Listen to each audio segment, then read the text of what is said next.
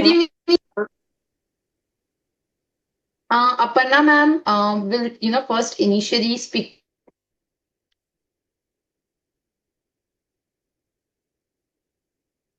Hello, good evening, students.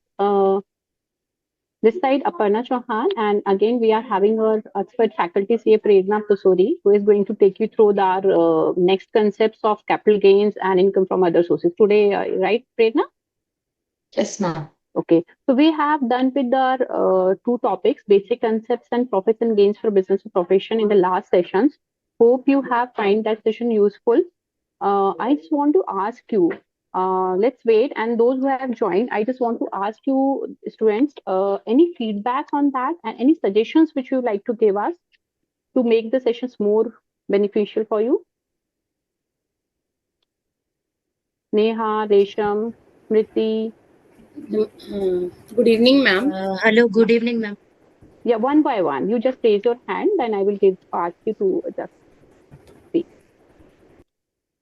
So, Neha, you please unmute yourself. Ma'am, before starting any session, if we get the notes or the charts to revise it with class easily, so that we don't need to write it, or we can just concentrate on the classes with the help of these notes. It become very easy, but we get notes after the class, it become difficult, because sometimes we thought that we will not get this part, so we should write this and that, maybe this left. Okay, okay, okay. Any other suggestion? One student also wants to speak something. You may please raise.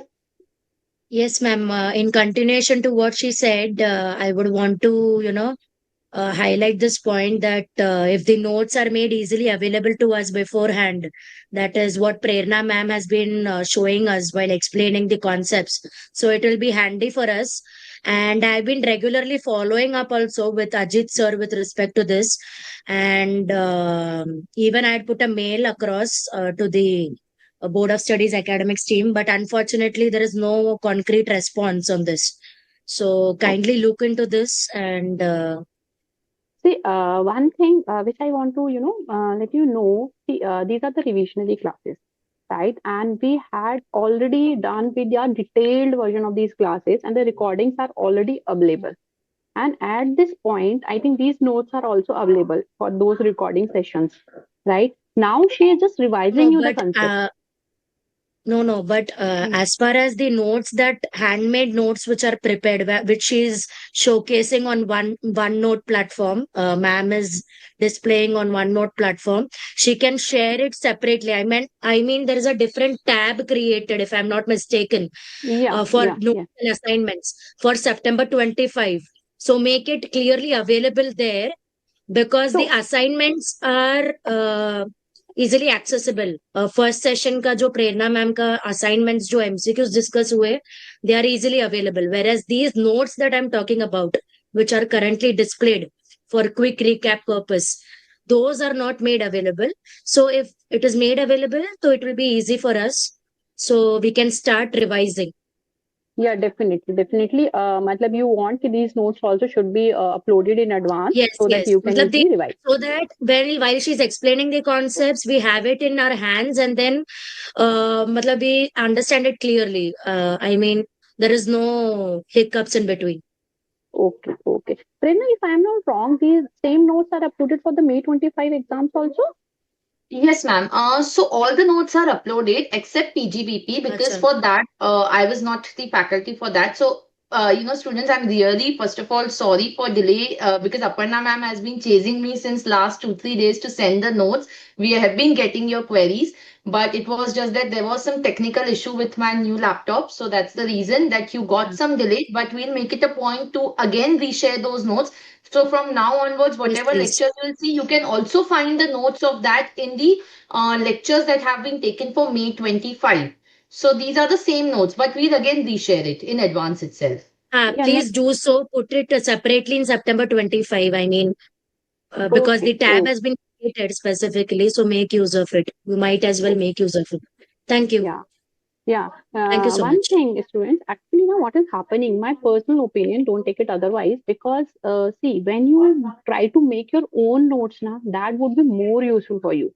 That's right, ki she has, just explaining you with the help of the charts, diagrams, and everything. But it's my personal opinion, and we always keep on advising our students that please try to make your own notes to have a good grasp of the over the concept. You know, it will help you to memorize the things then and there when you are doing it. एक तो understanding बढ़ती है आपकी when you prepare these kinds of notes charts. It help you to understand the provisions, it help you to memorize also certain things. So it would always be advisable, do prepare the charts on your own, right? That's okay, she will also be sharing some these notes with you in advance, but for certain chapters now it is not possible, to get these kinds of notes from the faculty. So for those chapters, I am advising you try to make your own notes. And how many have you solved the assignments? Assignments are uploaded for these chapters in advance. MCQs, the case scenarios have been done. May I ask you from you how many you have done and gone through those case scenarios and the descriptive questions which we have shortlisted for you for practicing? How many have you gone through? Neha, Ma'am, Smriti? I have already solved all the questions and of the MCQs as well as of the assignments. Okay. Okay. Good, good, very good. That's required basically because these are the revision Ma'am, sessions and yeah. main reason for asking the notes is that whenever a ma'am is telling something and we find it important and Yeah, we got your agree point. on that, then That we can write that's that. right. We will share in advance. No problem at all. Right? We will be sharing. Thank you. One thing now after these classes also, now the model test papers are available for you with you. The case scenario booklets are also available for you. So abhi aapne se two topics you have covered. So you are supposed to do all the questions for relating to these topics. Now it's your revisionary times. Do practice those questions on your own. Then you compare your answers, right? इस basis पे your revision will be thoroughly जो भी आप कर रहे हो आप ऐसे समझ लो whenever you are taking your classes दो क्लासेस हो एक क्लास हो चुकी है आपके टू कंसेप्ट हो चुके हैं तो ये नाउ यू हैव मतलब practice so much you have revised these session you need not to again do a thorough study for these chapters try to do practice in that manner ठीक है and now Prerna is going to take you through the capital gains. Capital gains means this time, what is the main problem in the capital gains? I can say the main amendment in the capital gains, a huge amendment. Basically, they have changed the overall basis of computation of the capital gains this time, and that too in the middle of the year. So remembering those dates, it's very, very, very important. Right, 23rd of July is the date when they have announced कि इस date से आपका indexation benefit you will not get. Your long term period of holding is going to Yes, change, right? So these are yes, very important points for you. Not only for the capital gains, this time amendments are such now they are being introduced from a mid of the dates. And remembering and memorizing these dates are equally important. Very, very important for you. तो आप जब भी revise कर रहे हो revise the things accordingly कि हमारे old provisions are also equally relevant for you and the new provisions are also relevant for you so make note of these dates is very very important ठीक है this is yes. what that's the main concern I want to or in the capital gains Ma'am, again in Mhm. Mm. your point is well taken. The handmade notes by us. Actually, these are the base. These notes form bases. जो ma'am बनाए हैं. We'll separately make for ourselves and we'll keep a separate. Easy to Yeah, that go. will help you in do the revision Yes, last minute. before the Yes, last day's revisions so make your yes, yes, notes even I always keep on saying is friends do solve your questions on your own okay then compare your solutions with the solutions given in your publication and highlight the yes. areas where you have gone wrong तो Where you have उसमें क्या gone होगा wrong. ना हाँ उसमें क्या होगा जब आपका when you are doing your revision just day before your exam you just go through those highlighted portions so same mistake you Hmm. should not repeat during the exam Yes, right? Yeah. yes. I Thank you. think that's all. And please do solve the questions, identify the questions which we are taking up in these classes, and do solve all the questions which are there, right? MTP booklet में भी आप highlight कर लो कि ये questions मेरा capital gain से था, ये question मेरा basic concept से, तो मैंने ये वाले questions सारे practice कर लिए, right? You can do practice and those. I think Prerna, now we can proceed with our session. Yes. So Thank you so let's much. get, yeah, thank you, ma'am. Thank you. Let's get started. See, students, what ma'am was telling was very much, like you should take into consideration on a like basis that you have to practice. See, at like when we were doing CA, these kind of classes were not even there, right? These are the classes that you're getting to see from ICAI itself. So this you can use an opportunity to just clear your doubts, right? Or to just revise in case you're not studying something wrong. But primarily, your own studies will what benefit you. So we are seeing students are making so many errors in the examination because they are not doing their practice on their own. So take lectures only for the purpose of getting the clarity in your understanding. Now you're going to become a chartered accountant, right? So you have to start developing your own understanding of the provisions, because this is not only limited to clearing your CA exams but even otherwise. So once you clear the expectation from you will be that you know everything, because you are now a chartered accountant. Nobody is going to then give you these kind of lectures. So from now onwards, even from the exam perspective, even from the practical perspective, this is very, very important, students, that start making your own notes, start solving the questions on your own. And this should be a platform just to get the clarity in terms of whatever is not clear.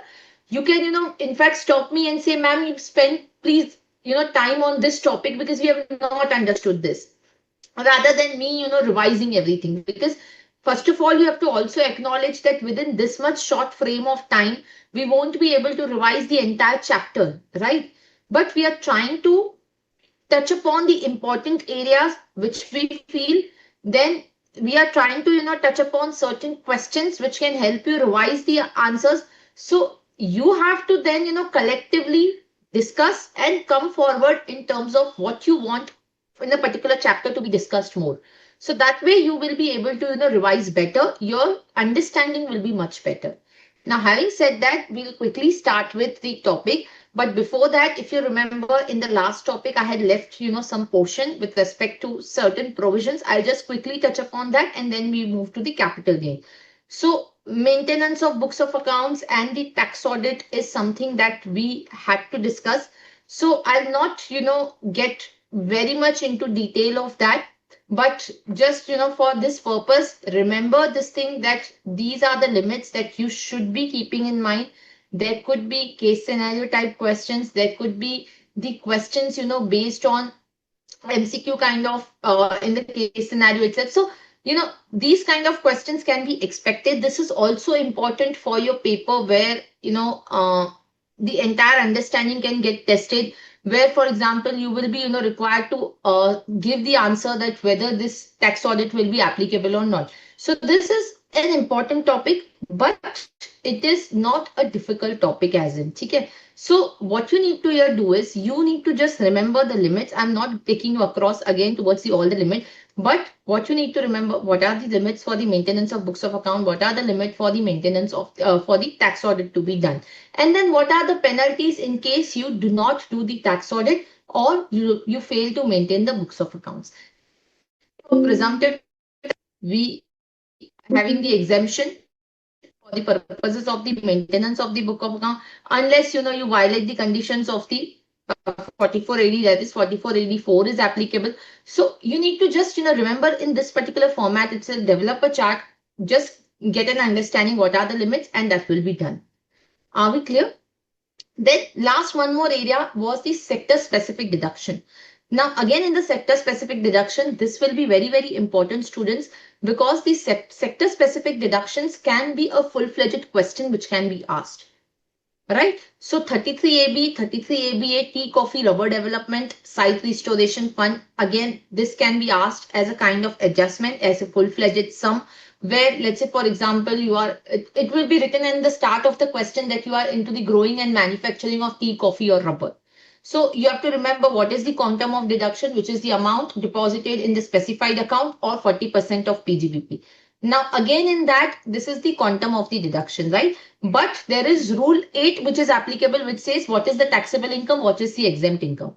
So taxable income is basically the non-agricultural income, because we are into the growing and manufacturing of tea, coffee, rubber. So there will be, obviously, it's a composite income, wherein some part is attributable to the agriculture, some part is attributable to manufacturing. In case the question says that the person has earned the income only from growing of tea, then it is entirely exempt. But where it is growing and manufacturing of tea, then in that particular case, you will have a composite income. And then you will apply the rule 8. Fine. Then secondly, in terms of, there are certain conditions with respect to this. What are the conditions? You have to get the audited accounts. You can't withdraw the amount. The amount can be withdrawn only for certain circumstances. The amount, if it is withdrawn for ineligible assets, then it will be deemed to be the PGBP. For example, the plant and machinery in the residential premise, office appliances, for that you can't use the amount. Are we clear? So there are certain conditions which you have to comply with. Otherwise, the amount will get taxed. If you withdraw the amount but do not utilize it, or if you withdraw the amount and use it for the business expenses, so in that particular case, the deduction of the expense will not be allowed. So this is how you have to remember this particular provision. Then scientific research expense, you have to again remember, you get pre-commencement as well as post-commencement expenditure, revenue as well as capital other than land. Even if you contribute to other association, to other company, to national laboratory, you will get 100% deduction. You don't have any other, it's 100%. But this is more important from the perspective of section 115BAA, 115BAB, 115BAE, BAC, all those sections where the in-house expenditure will be allowed as deduction.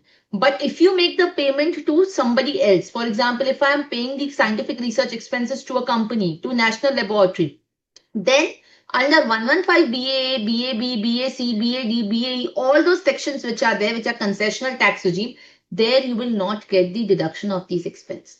But if you pay the scientific research expenditure in your company, if you incur any scientific research expenditure, you will get the deduction under 115 BAB, BAC. Are we clear? So this is very, very important. Then we have the deduction for the telecom license, which is allowed over the period of the license. It's a capital expenditure which is allowed. And then we had deemed income. So any waiver of the income which is there, any waiver of the waiver of the liability, cessation of liability which is there, is deemed to be the income if you have claimed the expenses earlier. So this is very, very important. PGBP chapter, revise, solve as many questions as you can, right? And then only you will get the grip of this particular topic.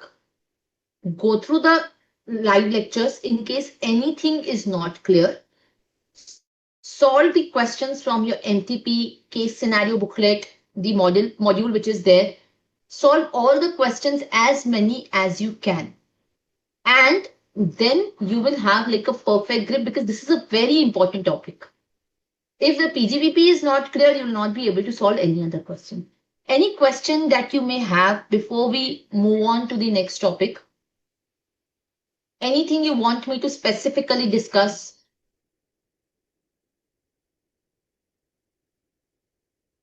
Yes. Anything that you would like to discuss? Any other point that you have not understood? Yes.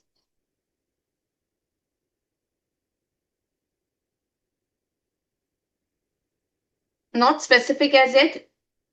All the students, are we clear with PGBP? Fine. Okay. So now I will start with the capital gain. Okay.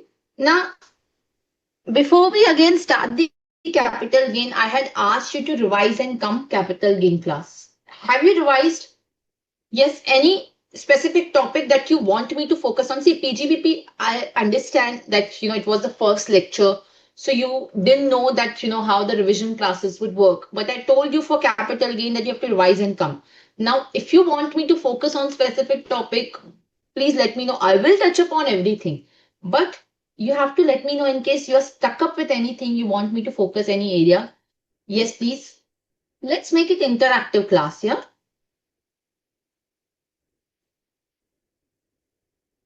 Yes. Anything, please just raise your hand in case you are facing any difficulty.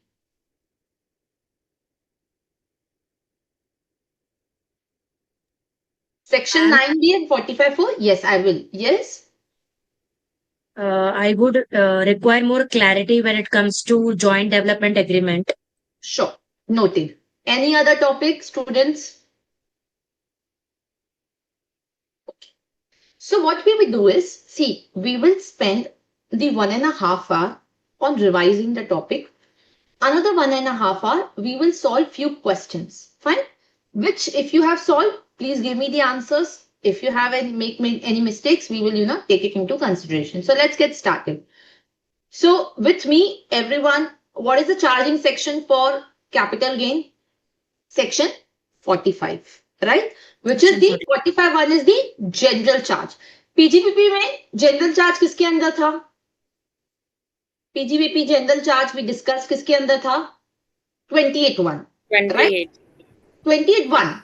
28.2 to 28.6 there was specific charge. Correct. Because वो capital receipts थे, even if capital receipts are not chargeable to tax, 28.2 से लेके 6 तक we were specifically introducing tax on that. Right? So if you see, we had non-compete fee, termination, liquidation damages, isn't it?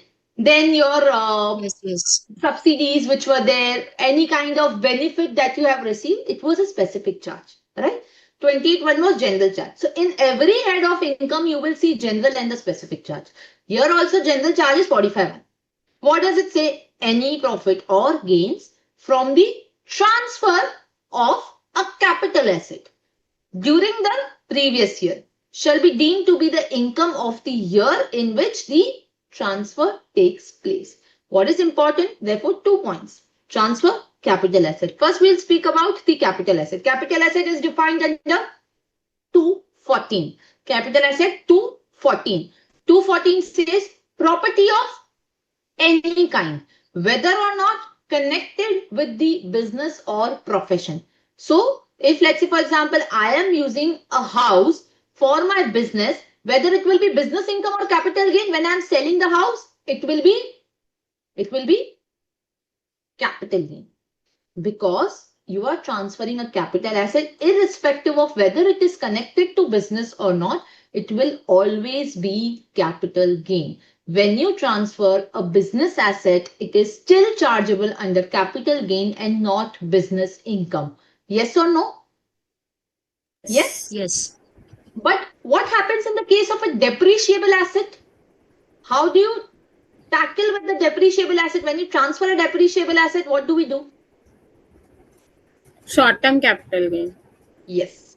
When the block ceases to exist or the WDV becomes negative. Yes, if the WDV is still positive, what do you do? Still you do short-term capital gain? Answer is no. No, depreciation. You still charge depreciation. You will reduce amount of consideration from the computation of your WDV, and on the balance positive WDV, you will charge the depreciation. Correct? So, yes. So, property of any kind, whether or not connected with the business or profession, it has certain inclusions, certain exclusion. What it includes is the securities held by FPIs, even if considered as stock in trade.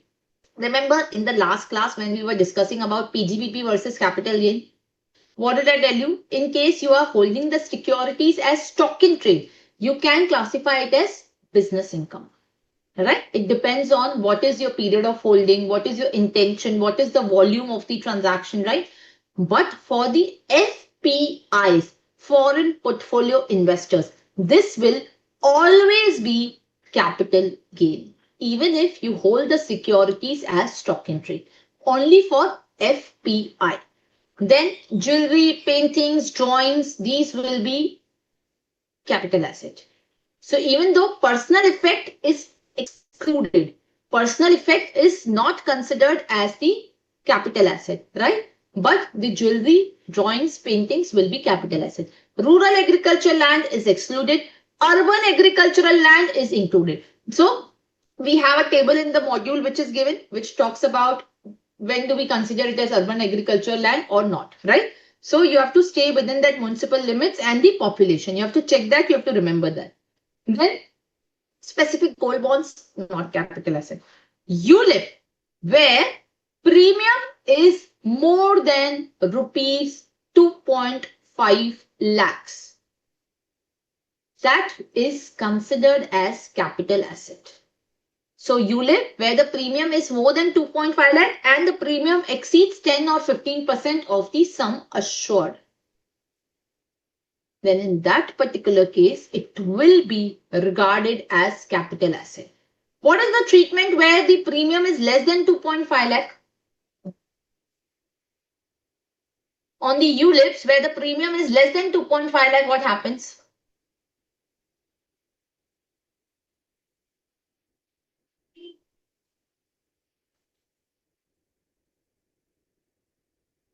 Yes. Exemption comes into place. Yes. Exemption under section 10. 1010D. Yes. So if the premium is less than 2.5 lakh, the amount of the redemption amount on that ULIP is considered as exempt under section 1010D. Are we clear? Yes. Now, this is about the capital asset. What about transfer? Transfer is an inclusive definition. It includes sale, exchange, relinquishment, extinguishment of any rights, compulsory acquisition, conversion of capital asset into stock in trade. Conversion of stock in trade into capital asset, where do we tax it? Capital gain. Where do we tax it?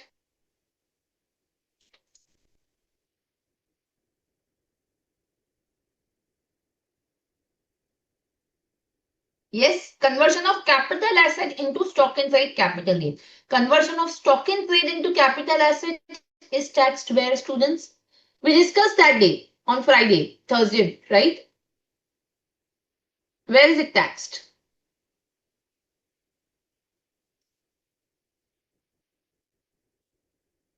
Fast. We discussed. Yes or no? PGBP, right? Yes. PGBP में होगा हाँ. The reverse same. case हाँ. Yes. So PGBP may we had touched upon, when you convert it into the capital asset, your stock in trade, then it is considered as your business income in the year of conversion. And what will you tax is FMV minus the cost of that stock, right? Then that FMV is considered as the cost of that capital asset. So when you sell the capital asset, the cost of acquisition of that capital asset, which is converted from stock in trade, will be the FMV. Right, as on the date of conversion. Even if you don't sell it, you use it for the business. When you claim the depreciation, you will claim depreciation on that FMV amount. Here, the capital asset. So this will be right. Zero coupon bond, allowing the possession of immobile property, becoming member of cooperative society. So this is what is the general section. Then we come to the specific section. So 45(1)(a) is talking about the insurance compensation on account of destruction of a capital asset by natural or man-made calamity. So when the asset gets destroyed, it will fall under transfer because this is extinguishment of an asset, isn't it? It is an extinguishment of an asset. So it will be considered as transfer. Now, if it is considered as transfer, the taxability will be in which year? In the year in which asset is destroyed? Answer is no. The taxability will be the year in which you receive the compensation. So that is why this is a specific section. General section says transfer of a capital asset charged to tax in the previous year of transfer. Specific sections are exception to general section because they now say that insurance compensation on account of destruction of capital asset will be taxable in the year in which compensation is received. Compensation is received. Yes. So, but till what point you will consider your period of holding? Period of holding will be till the year when compensation is received? Answer is no. Period of holding indexation will be till the year when the asset got extinguished.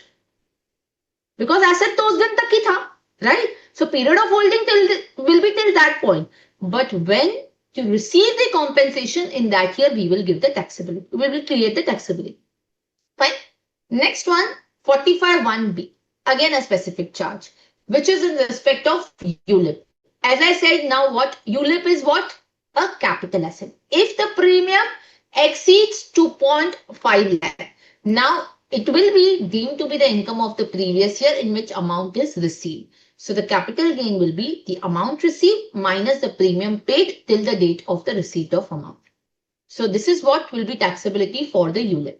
Then 45.2, conversion of capital asset into stock in trade. This is deemed to be the transfer, right? Conversion of capital asset into stock in trade is deemed to be the transfer. So now when you convert it, at that point will you tax it? The answer is no. The capital gain will be chargeable to tax in the previous year in which stock in trade is sold. This is different from conversion of stock in trade into capital asset. Look at this distinction. Look at this distinction. For the conversion of capital asset into stock in trade, previous year in which stock in trade is sold. Conversion of stock in trade into capital asset, taxable in the year of conversion. Getting the distinction? What will be my FVC? FVC will be FMV as on the date of conversion in both the cases. For the purposes of conversion of SIT into capital asset, FMV is prescribed. But for the capital asset into stock in trade, it just says FMV. It is not prescribed anything in rule. Minus the cost. Cost will be my actual cost. The cost of the stock in trade. The cost of the stock in trade. The cost of the stock in trade will be the FMV as on the date of conversion. FMV as of the conversion. Are we clear? Yes. So what I am doing is I am taxing the FMV when I am converting. Now this FMV, since it is already taxed, this will be considered as the cost of either the capital asset which is converted into stock in trade or the stock in trade which gets converted into capital asset. In the conversion of capital asset into stock in trade, let's say for example, if I am converting my investments and doing now trading. So if it is chargeable under capital gain, there will not be any deduction of STT. But if it is chargeable under PGBP, there will be deduction of STT. STT is allowed as a business deduction, but not under capital gain. Are we clear? Yes? Any questions? Fine. Then 45 says the cost of acquisition and the period of holding in respect of the shares held in the demat account is to be calculated on the FIFO basis. Now coming to 45.3. 45.3 is capital gain on the transfer of asset by the partner or the member to the partnership firm or AOP or BOI on the admission of partner. Capital gain in the previous year in which transfer takes place. FPC will be the amount recorded in the books of accounts as the value of the capital asset. Cost will be whatever my cost is and the period of holding and indexation will be normally calculated. Are we clear? Any questions so far before we get into 45.4 and 9B? Yes? Fine? Anything you want to ask till now? Okay. Now, coming towards the most important area, what you told me that you think, you are facing, you are struggling with this particular point. So let us discuss. Now, first you tell me what you understand with respect to 45.4. Or rather, first let's talk about 9B. What do you understand by 9B? Jitna aapko pata hai, you explain me. Just give 1 or 2 minutes and try to explain.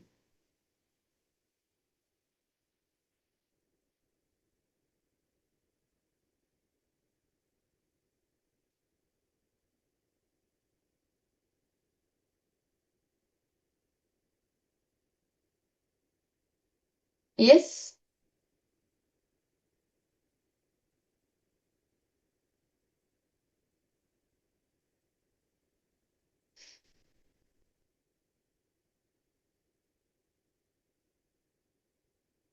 Can somebody explain what do you understand by 45.4?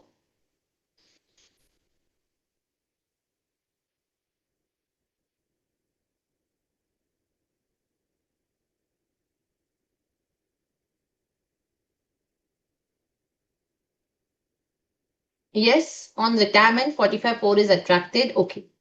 Now let me explain. सबसे पहले 9B को देखते हैं. 9B is applicable when the partner or the member of AOP or BOI receives the capital asset or the stock in trade from the partnership firm or LLP or BOI or AOP. Right?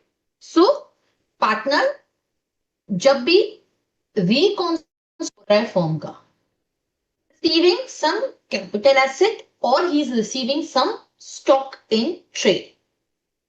Right? Now, when he receives it, he is what?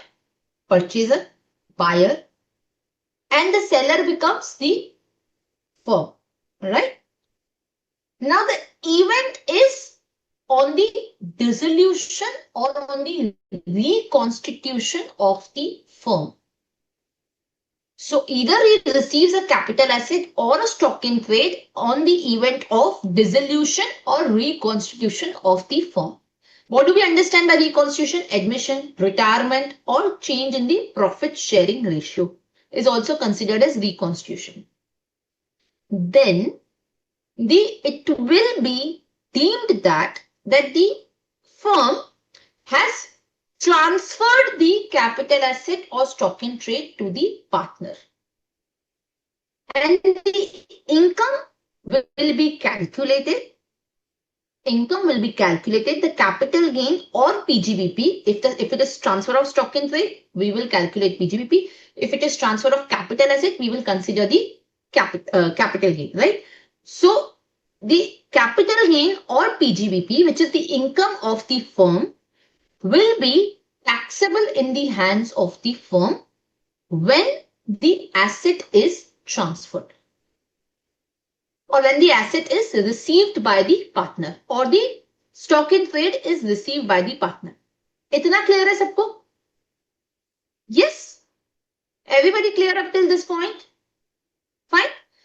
तो अभी 45(4) क्या है? What is 45(4)? Whenever the firm transfer the capital asset or stock in trade to the partner on the dissolution or reconstitution, then you said there will be capital gain or PGBP in the hands of the firm, and this will be taxable in the hands of the firm as well, and therefore there will be 9B which will get attracted. So this is fine, ma'am. Yes. We understood. And this will be taxable in the previous year in which there is receipt of the capital asset or stock in trade. Under either head, under the head of capital gain or PGBP as the case may be. What will be the computation? FVC will be my FMV of the stock in trade or capital asset as on the date of receipt. Baki you will take cost of acquisition or for the purpose of capital gain or for the purpose of PGBP as the case may be. Right? Now, when is 45(4)? Now, 45(4). It is the other way around. Yes, it's the other way around. See, when the firm is getting reconstituted, right? When the firm gets reconstituted, the partner is losing some interest in the firm. Let's say, जब admission हुआ, you got admitted in my firm, my profit sharing ratio will change. When the PSR changes, again, I have an impact on some rights that I had in the firm. When there is a going away of some partner, again, there is change in my right as well. So whenever the reconstitution is taking place, when the firm is existing, there is something which is changing in terms of the partner who is there, who is receiving the money or the capital asset. Here we are not concerning stock in trade. Ma'am, यहाँ पर क्यों नहीं stock in trade use किया 45(4) में? Common sense. Stock in trade 45(4) में आएगा कहाँ से? 45(4) is the income under the head capital gain.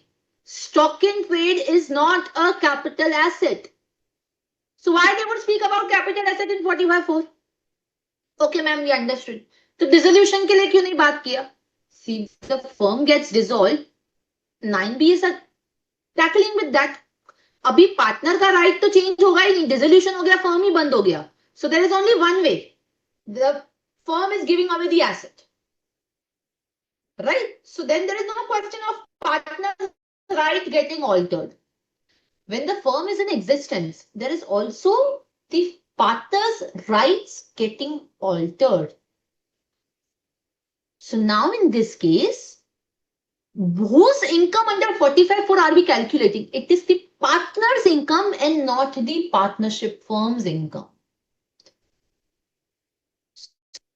The partner is getting certain money or capital asset in connection with change in his rights due to the reconstitution.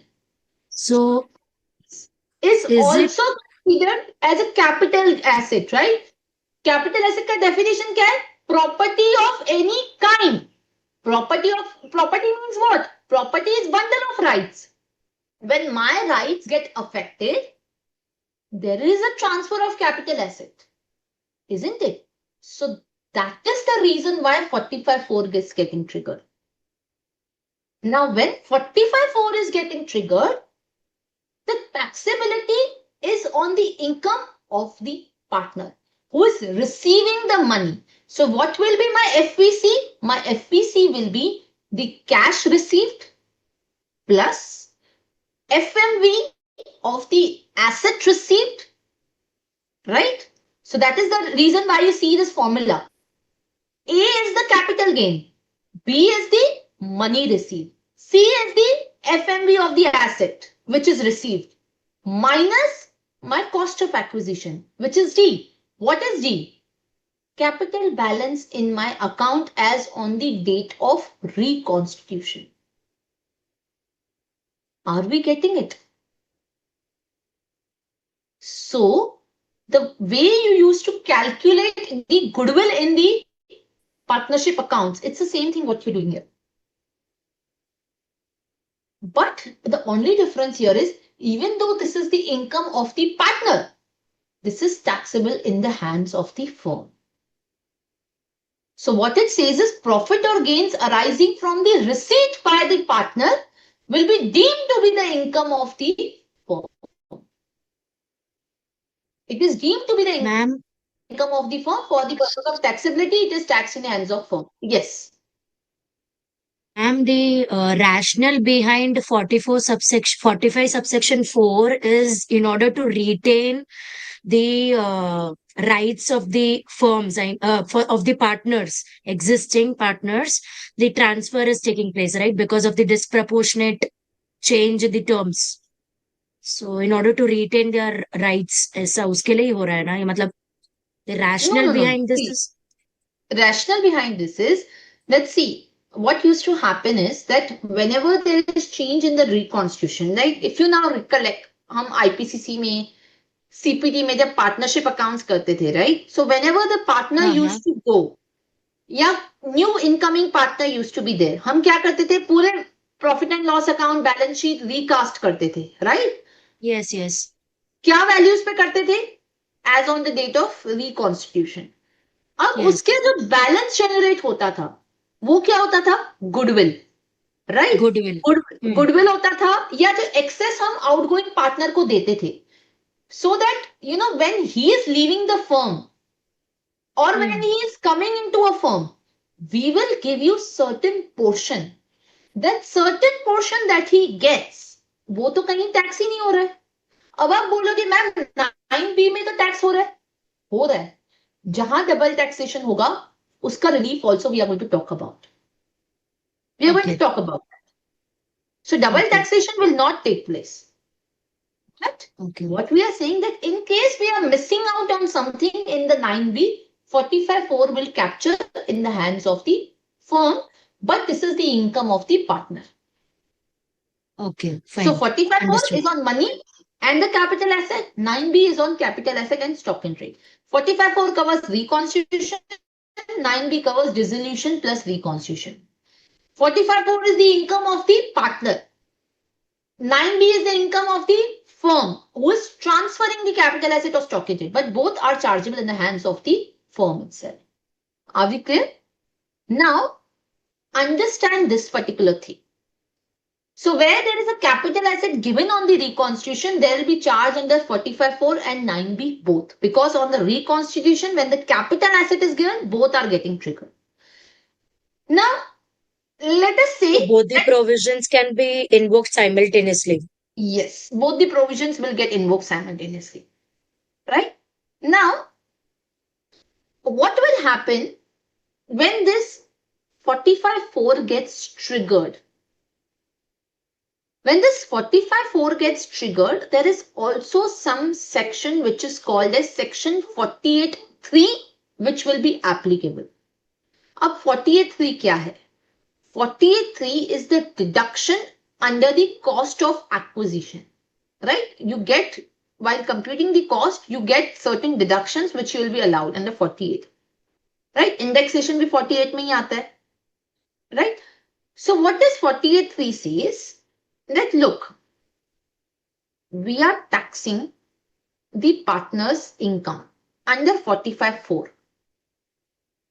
What is that income which is getting taxed? The amount that we are paying him or the capital asset that we are giving him. Now let's say I have not given him capital asset. I have only made the payment of certain amount by way of a bank transfer. I have not given him any capital asset. Now you are taxing under 45(4). Right? Now when the actual capital asset will be transferred, let's say firm will sell the capital asset. See, let's take this example to understand much better.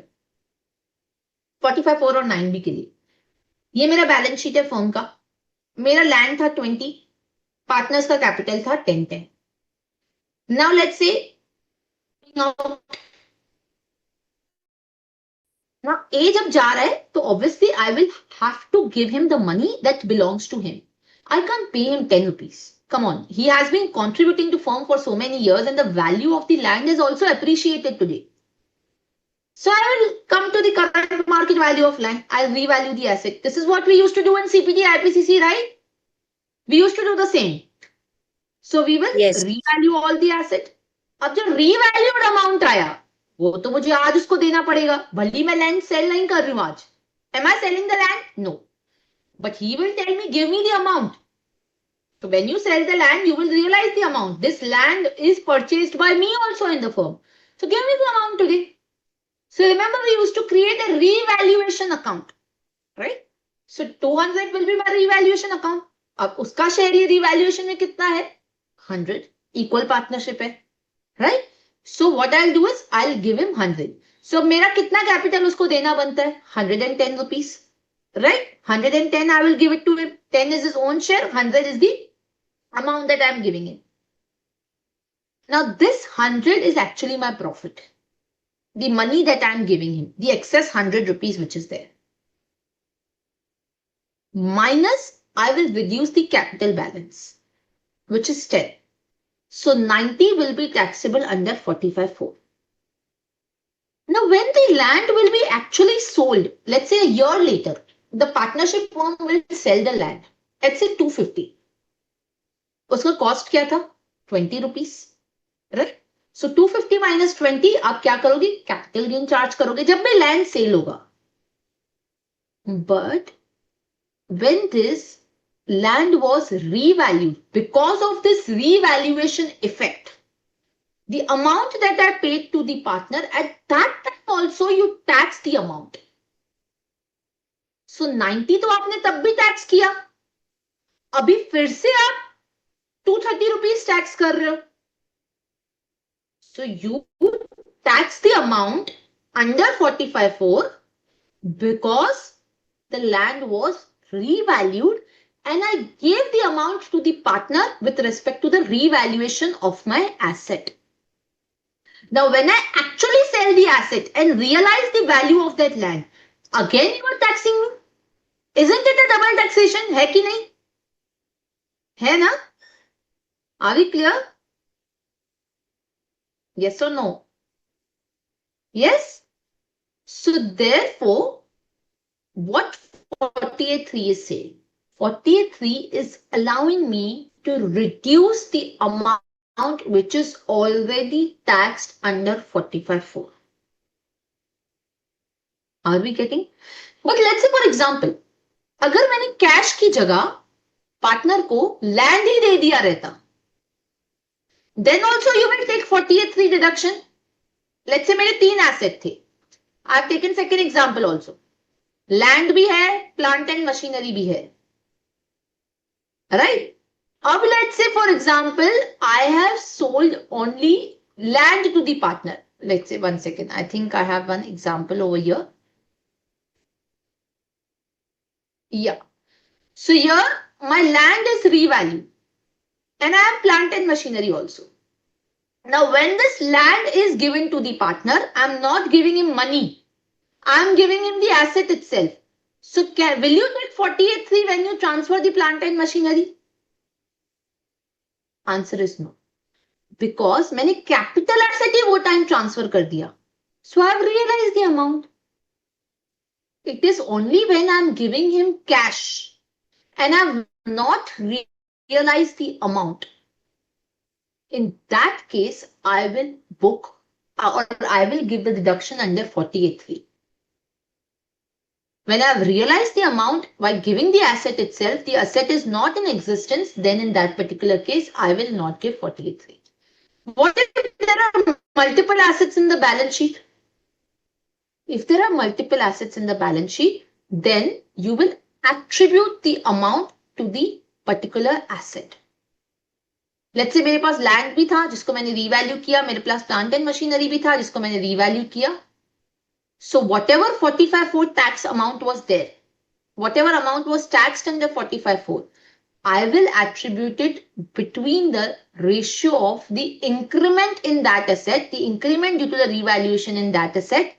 I will distribute that amount of increment with respect to the amount paid under 45(4). So let's say land 70 था, incremental value 60 था, plant and machinery में 120 था. So I will distribute this 90 between the two assets in the ratio of their increment which has happened. And that's how I will calculate 48(3). Is this clear, students? Yes or no?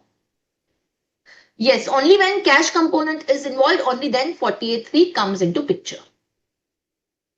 Now you will say that, ma'am, what if we have given the capital asset or we have paid in money? Let's say, look at this balance sheet. We have paid in money, but this was on account of revaluation of stock in trade. Will 48(3) come in picture? No. Stock in trade is chargeable under PGBP, not under capital gain. 48(3) is with respect to capital gain. So if it is on account of revaluation of stock in trade, then also we will not consider 48(3). Are we clear? Last one point. You will say, ma'am, but still we are here not considering the double taxation which is arising on account of 9B and 45(4). Isn't it? उसके लिए we have a CBDT circular in place. What does CBDT circular says? When you give the capital asset on the reconstitution, first calculate 9B. Let's say I have given your land. I will calculate 9B. What is 9B saying? I have given the entire amount. So FMV of that land as on the date of reconstitution, 80, minus cost of acquisition, let's say 20. So this is what I will calculate as my capital gain. Let's say 60 rupees. Now out of this 60, right, this is my capital gain which is there. I will pay, let's say, taxes on that. I will pay tax on this. Let's say tax I am assuming 10. So my book gain I will compute. What will be my book gain? 80 minus 20 minus 10. 50 will be my book gain. I will distribute it between the partners in their PSR. So 25 मैं A को दूंगी, 25 B को दूंगी. Let's say A is going. So now when I calculate the 45(4), in the D component, I will not add 50, I will add 50 plus 25, which is the post-tax book gain because of 9B. Now let's say 9B में मैंने index cost of acquisition लिया. Let's say index cost मेरा 50 था. But while calculating the book gain, will you take the index cost? Answer is no. We will take the cost. Indexation is not allowed in the books of accounts. So for post-tax book gains, I will consider the cost minus the tax, distribute it in the partner's PSR and step up the amount T with respect to that portion which is taxed under 9B. By this way, the double taxation as a result of 9B and 45(4) is avoided. Are we clear about this? Yes or no? Any questions? Any doubt? Yes? Are we clear? Anybody would like to ask any question here? Fine? Okay. Let's move to the next then. 45(5) compulsory acquisition of land. Compulsory acquisition of land is deemed to be the transfer, right? Now this has to be what kind of land?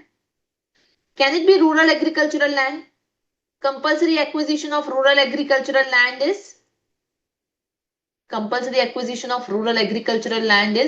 not a capital asset. Rural agricultural land is not a capital asset. So even if I compulsorily acquire rural agricultural land, not taxable. Compulsory acquisition of urban agricultural land, exempt under 1037. So what is therefore taxable here is urban non-agricultural land. Now when I compulsorily acquire, it will be taxable in the year in which I receive the compensation and not in the year in which the land is acquired. It will be taxable in the year of compensation, receipt of compensation. But my period of holding and indexation will be the year till the year when the asset is compulsorily acquired. What if I receive enhanced compensation? So enhanced compensation will be taxable in the year of receipt, but my cost of acquisition will be zero. My period of holding to determine whether it is short term or long term will be based on the period of holding of original asset. Are we clear? The interest on the enhanced compensation taxable under EFOS. And you will get deduction under 57 for 50% of the amount. And that will be chargeable in the year in which it's received as per 145B. Yes. Then 45(5)(a), joint development agreement. Now somebody told me there is some problem with respect to this. Let us understand, focus on joint development agreement also. Now with respect to the joint development agreement, see what happens is, let's say for example, the builder or the real estate developer will purchase the property from me, right? Technically, I will be the owner of the property. He will just take the possession of the property under an agreement. He will construct the building on that land and will give me a share in that building in the form of, let's say, a flat. So, when I transfer the possession of the land or building, it is deemed to be the transfer under 247. Allowing the possession of immovable property is considered as transfer under 247. So, as per 45(1), this should be taxable in the year of transfer. But we have a specific section 45(5) which says this will be taxable in the previous year when the completion certificate is issued. When the completion certificate is issued. Because kya hoga? When I give the possession of the land, if it is considered as transfer in that year, I haven't received the share in the project as yet. And you are taxing me even before that. So that is the reason why the taxability is postponed to the year in which completion certificate of that flat is received. Are we getting? So when I get the completion certificate in that year, I will consider the taxability under 45(5)(a). Now how will the taxability be determined? My full value of consideration will be the stamp duty value of the flat, of the share in that project. as on the date of issue of completion certificate plus any cash consideration. Cost of acquisition, my actual cost of my land or building which I have given to the builder. Period of holding till the possession is parted. Now, let's say for example, if I sell that flat which I have received, in that case, the cost of acquisition will be considered as FVC, which has already been taxed under 45(5). But if I transfer the share in the project before this issue of completion certificate, then in that case, 45(5) not applicable. The capital gain will be taxable in the year of transfer itself. And 50C will be applicable. Is this clear? 45(5).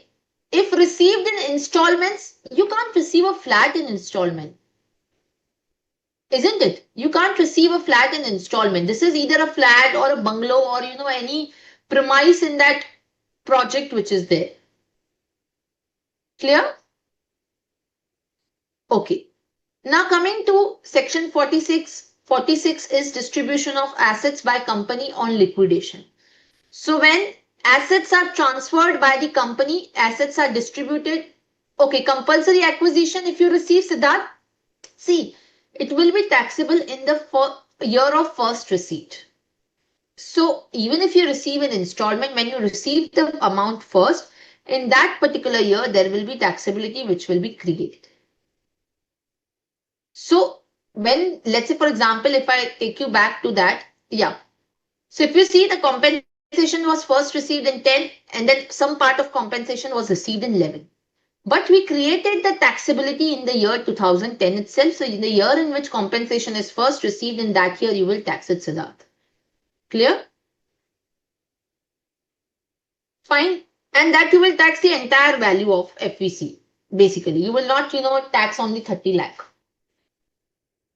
Any other question? Okay, fine. Now coming to 46. 46 talks about distribution of assets by company on liquidation. When the company distributes the asset in the hands of the company, this is not regarded as transfer. Whereas in the hands of the shareholder. Now you will ask, ma'am, why is it taxed in the hands of shareholder? You tell me why it is taxed in the hands of shareholder. Why does the shareholder get taxed in the 46(2)?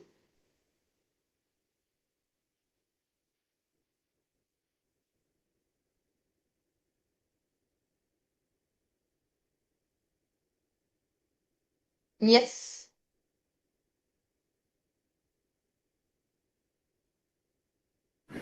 Dividend income? No. Apart from dividend also there is taxability and the capital gain. Why do we tax?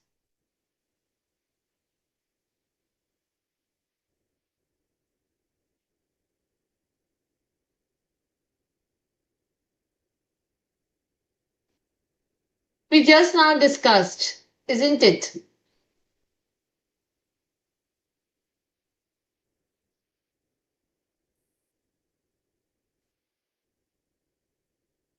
If the Yes. liquidator sells the capital assets, the funds will be distributed, so it will be liable to pay tax. See, the rights of the shareholders also are altered. It's the same thing like 9B. Right? Under 9B also, the partners' rights get altered on the dissolution or reconstitution. Similarly, when the shareholders' company in which they have invested shares are getting extinguished, the company is going in liquidation. Right? So when these shares get extinguished on liquidation, the company's shares get extinguished. So there is transfer in the hands of the shareholder, just like 9B. So there will be also taxability in the hands of shareholder. To the extent of accumulated profits, dividend. Over and above accumulated profit, capital gain under 45(2).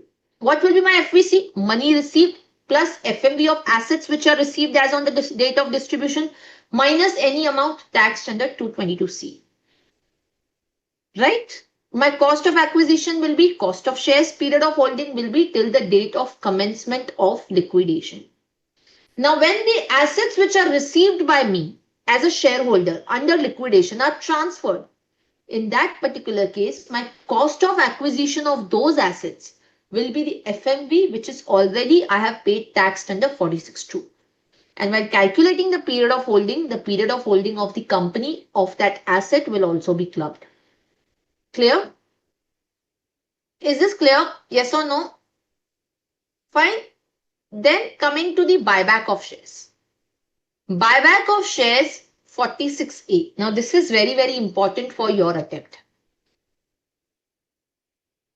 Under the buyback, again the shares get cancelled. There is an extinguishment of shares. Therefore, this will be regarded as transfer under 247. Now, prior to 1st October 2024, buyback of shares by the domestic company was subject to 115QA buyback tax. And in the hands of the shareholder, it used to be exempt. In case of buyback of shares by other than domestic company, the taxability used to be in the hands of the shareholder under 46A. Post 1st October 2024, buyback of shares by the domestic company will be regarded as deemed dividend in the hands of the shareholder, even if it is not to the extent of accumulated profits. Further, no expenditure will be allowed against that dividend. There will not be any buyback tax now. But the cost of that shares, I have purchased the shares, so I have paid the cost. That can be claimed under 46A, and therefore you will realize or you will incur a capital loss. That can be carried forward and set off against the capital gains in the future. So now, post 1st October 2024, when the buyback will happen, what will happen is there will be the buyback of shares will be taxable as dividend, the consideration that you receive, but the cost of the shares will be considered as a capital loss under 46A. Clear? So this is very, very important for your attempt. Yes or no? Any questions, any doubt? Yes? Okay.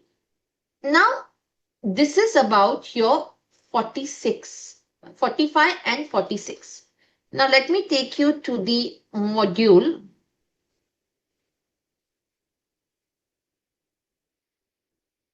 Yes. Now, this is the period of holding which is there basically for the short-term and long-term capital asset. So, you have to remember both. If it is transferred before 23rd July, in case of shares, units of equity oriented fund, units of UTI, zero coupon bond, it was less than 12 months. It will be STCG, more than 12 months, it will be LTCG. This remains the same even after 23rd July. Or let me see in case, one second. I made it more simpler. Let me see. Yep.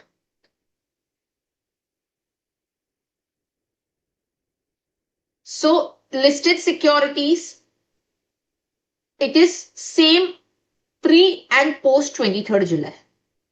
Units of UTI, units of equity oriented fund, zero coupon bond. Additionally, what we have over here after 23rd July is we have listed units of business trust. This was not there before 23rd July. This used to be having the period of holding of 36 months. Now it has 24 months. One second.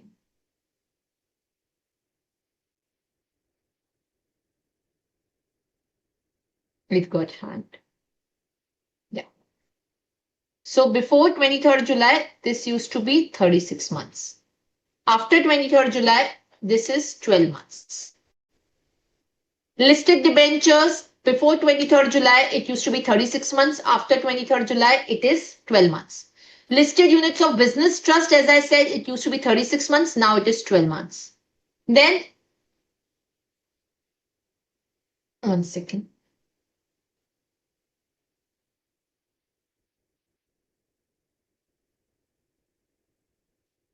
Why is it not working? Okay, let it be. Immovable property less than 24 months. Now also it continues to be 24. Unlisted equity shares 24 months, 24 months. It's same. Gold, it used to be 36 months earlier. Now the period of holding is reduced to 24 months. Right? Then unlisted debt or debentures. It used to be less than 36 months. Now it will be deemed to be the short-term capital gain under 50AA. We will solve a question on this also. Slum sale, less than 36 months, it is considered as capital gain. Depreciable asset, it will be deemed to be the short-term capital gain, earlier also, now also. So only for slum sale, now the period of holding is 36 months. For all the other assets, the maximum period of holding is now 24 months. Is this clear? Yes or no? Fine. Are we clear about this period of holding? So you have to remember both the period of holding. Please remember that. Now coming to what is not regarded as transfer. What is not regarded as transfer? So 47 exempts certain transfer from the capital gains. So 47 section which is there, it excludes the certain transfer from the purview of the capital gain itself. So let us look at 47 from your module itself. Let me take you through that.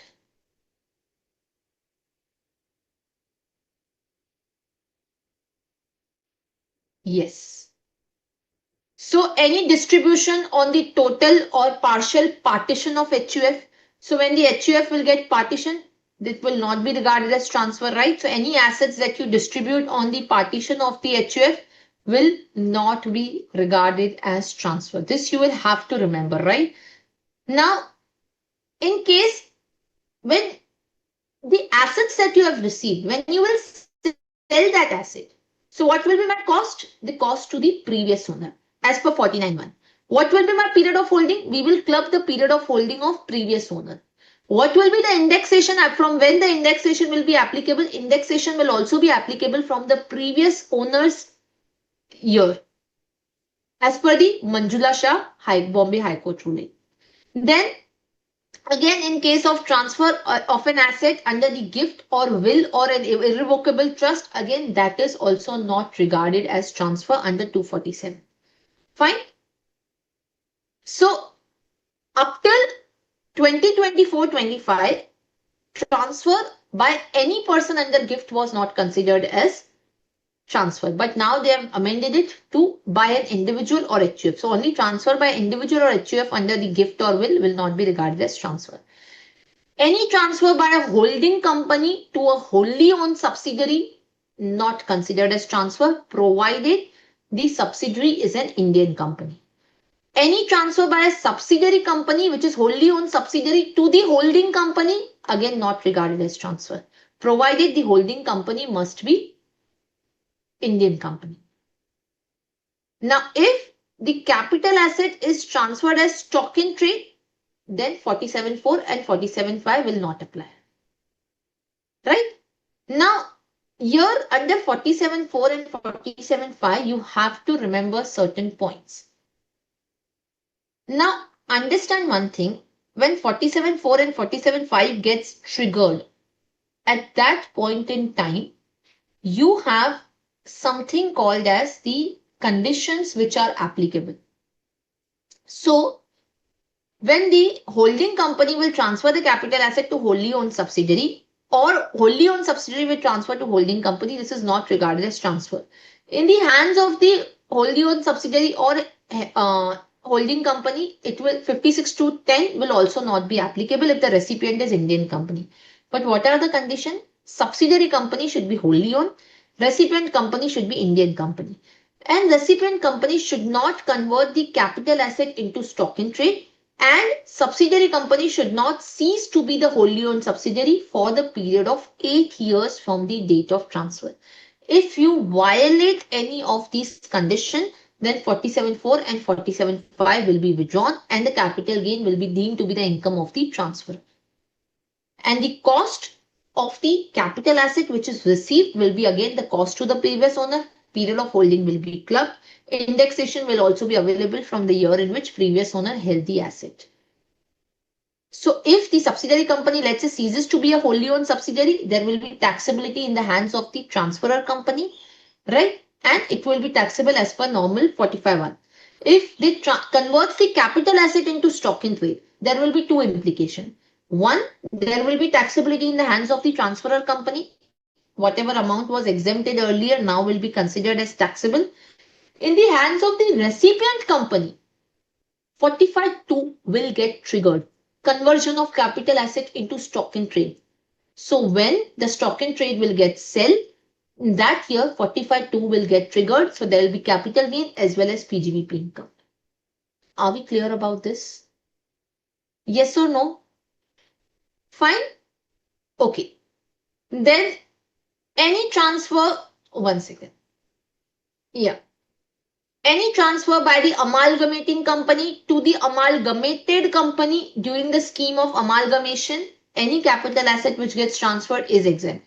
Now, if I tell you about amalgamation, you have to satisfy the conditions of amalgamation, which is all property and liabilities of the amalgamating company should become the property and liabilities of amalgamated company. Shareholders holding more than 3/4 in value of the shares should become the shareholders in amalgamated company.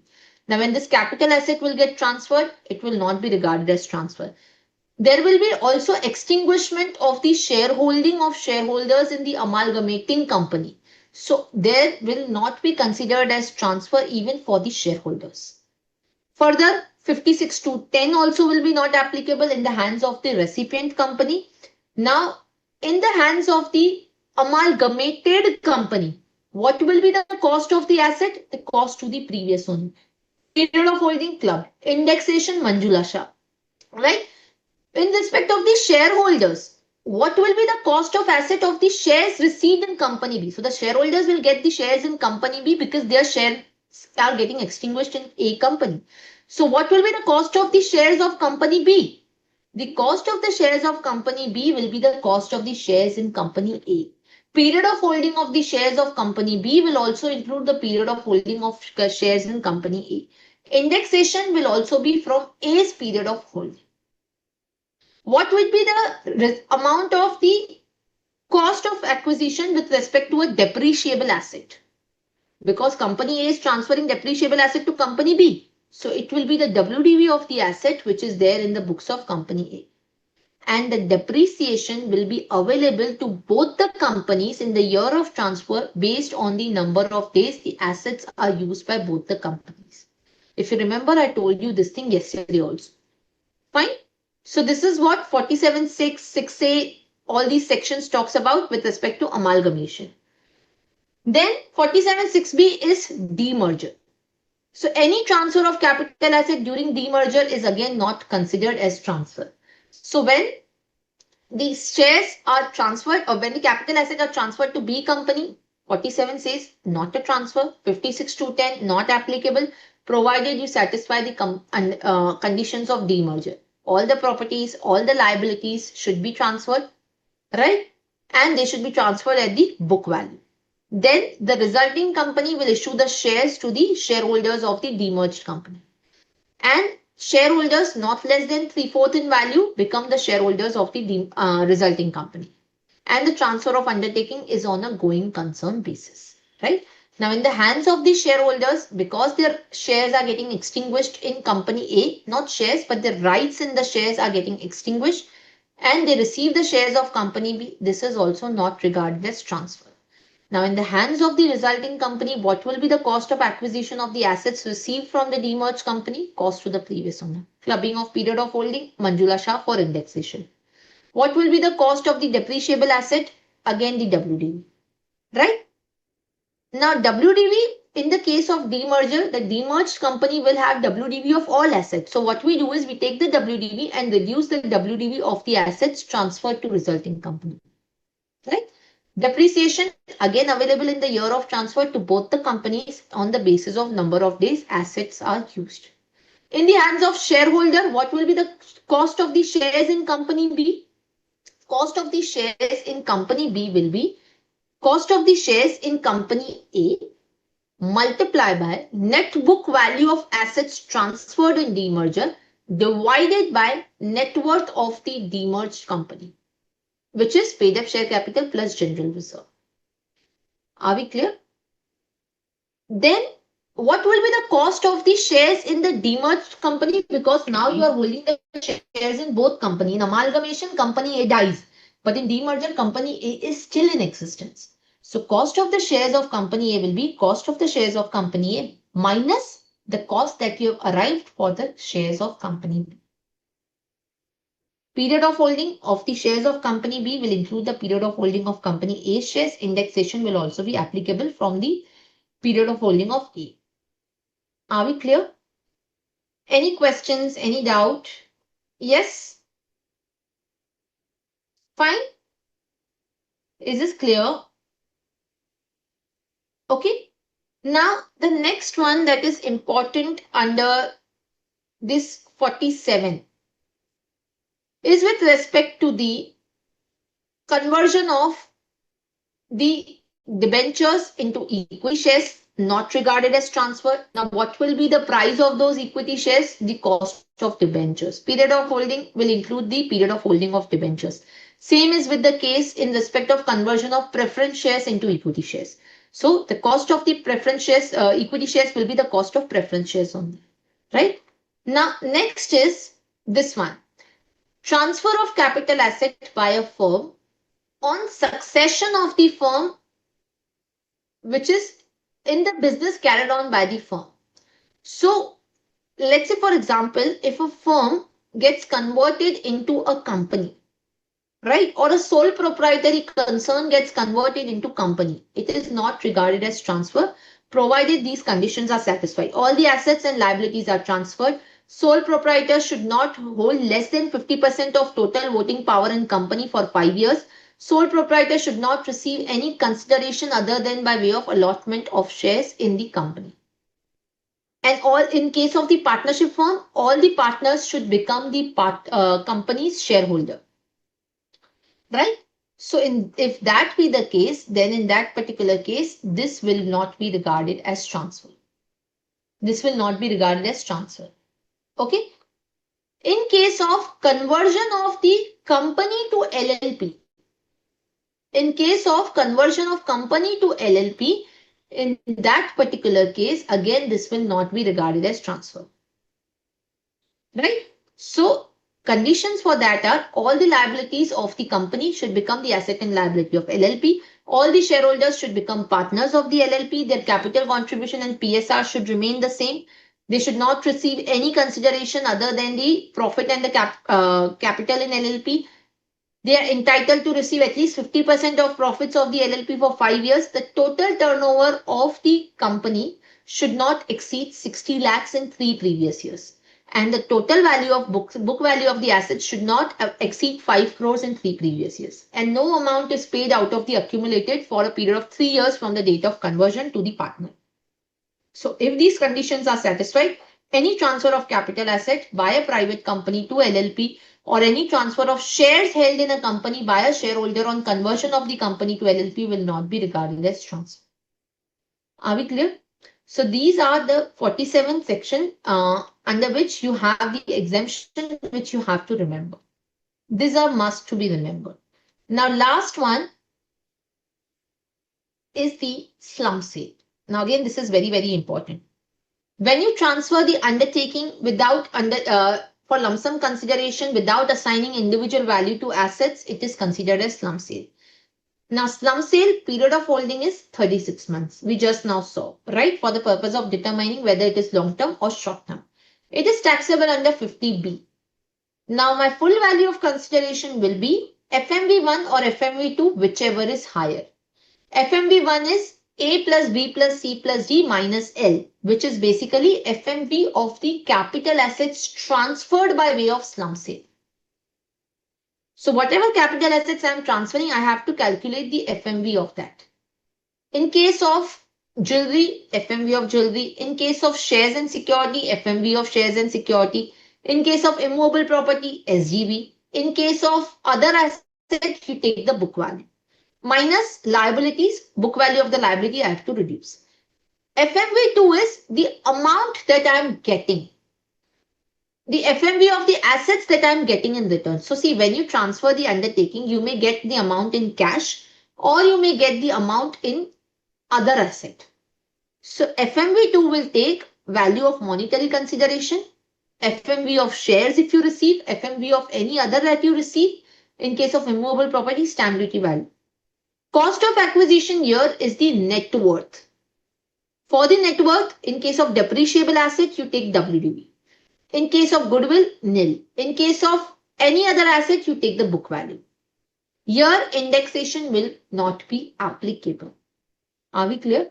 So this is how the slump sale calculation needs to be done. Any question, any doubt? Yes. Yes, any questions till now?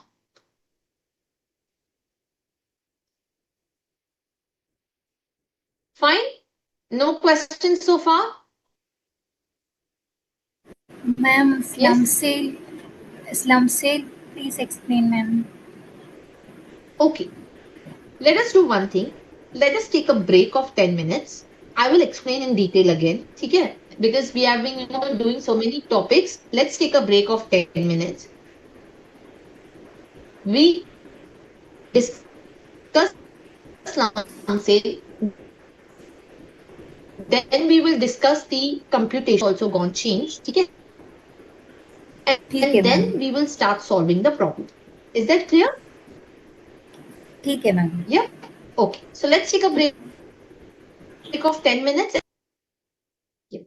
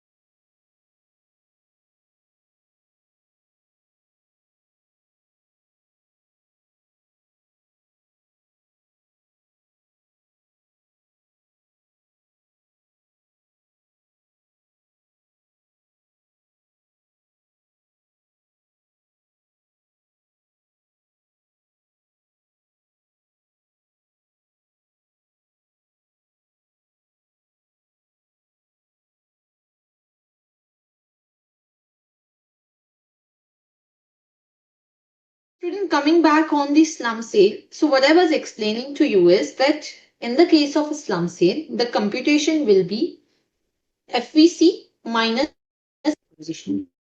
Computation we have, isn't it? Now, but here FVC जो होगा, that is higher of FMV1 or FMV2. FMV1 basically will be the FMV of the assets that we have transferred under slum sale. FMV2 जो है, that will basically comprise of the amount that you have received as sale consideration, plus in case you have received any asset as a sale consideration, uska FMV. Are you getting?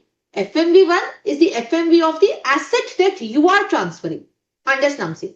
FMV2 is the FMV of the asset that you are getting plus the monetary consideration. It can be an exchange transaction, right? Slum sale में exchange हो सकता है. I can give my undertaking, I can get shares of other company in return, isn't it? So it can be an exchange transaction. So that's what FMV2 will cover. Cost of acquisition will be your net worth, right? So that is how the slum sale calculation will happen. Is it understood? Any other doubt that you have with respect to slum sale? Yes. Is it clear now? Yes or no? Okay. Now, coming to the computation of the capital asset. As I said, you start with FVC. In case, generally FVC will be sale consideration. For specific section, FVC is different. For example, for section 45(1)(b), ULIP transfer, receipt of the amount on ULIP. What is the consideration? The amount received on the maturity or redemption of ULIP. 45(3), admission of partner. It is not the actual sale consideration, it's the amount recorded in the books of accounts of the firm. 45(4), what is our FVC? A is equal to B plus C, isn't it? 45(5)(a), joint development agreement. What is the FVC? The FMV of the share in the property as on the date of completion certificate. 50C, once it is applicable, it is the stamp duty value of the immovable property.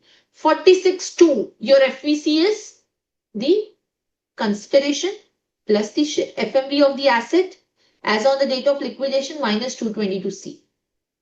Right? So FVC will differ in the specific cases. Minus expenditure on transfer, minus the cost of acquisition.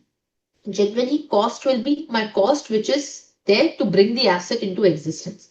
Specific situation, we have 49, which covers the cost to the previous owner. Right? In case of demerger, you saw the cost of the shares of resulting entity is equal to the cost of shares of the demerged entity into the net book value of asset transfer divided by net worth. Specific situation.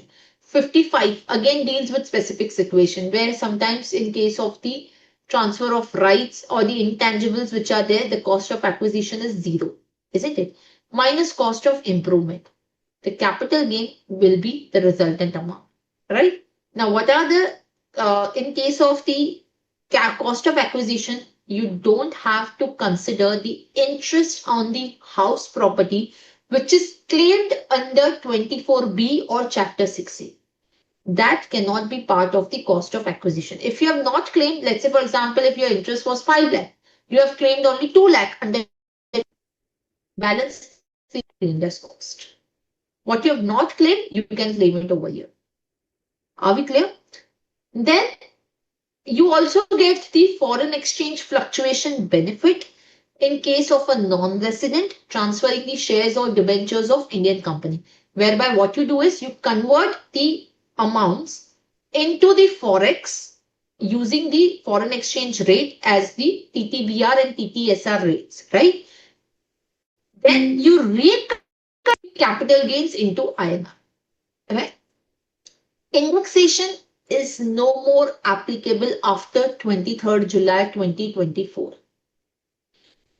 In the case of resident individual or HUF, if he has purchased the land and building 23rd July 24, it has an option calculate the tax by considering 20% with indexation or 12.5% without indexation.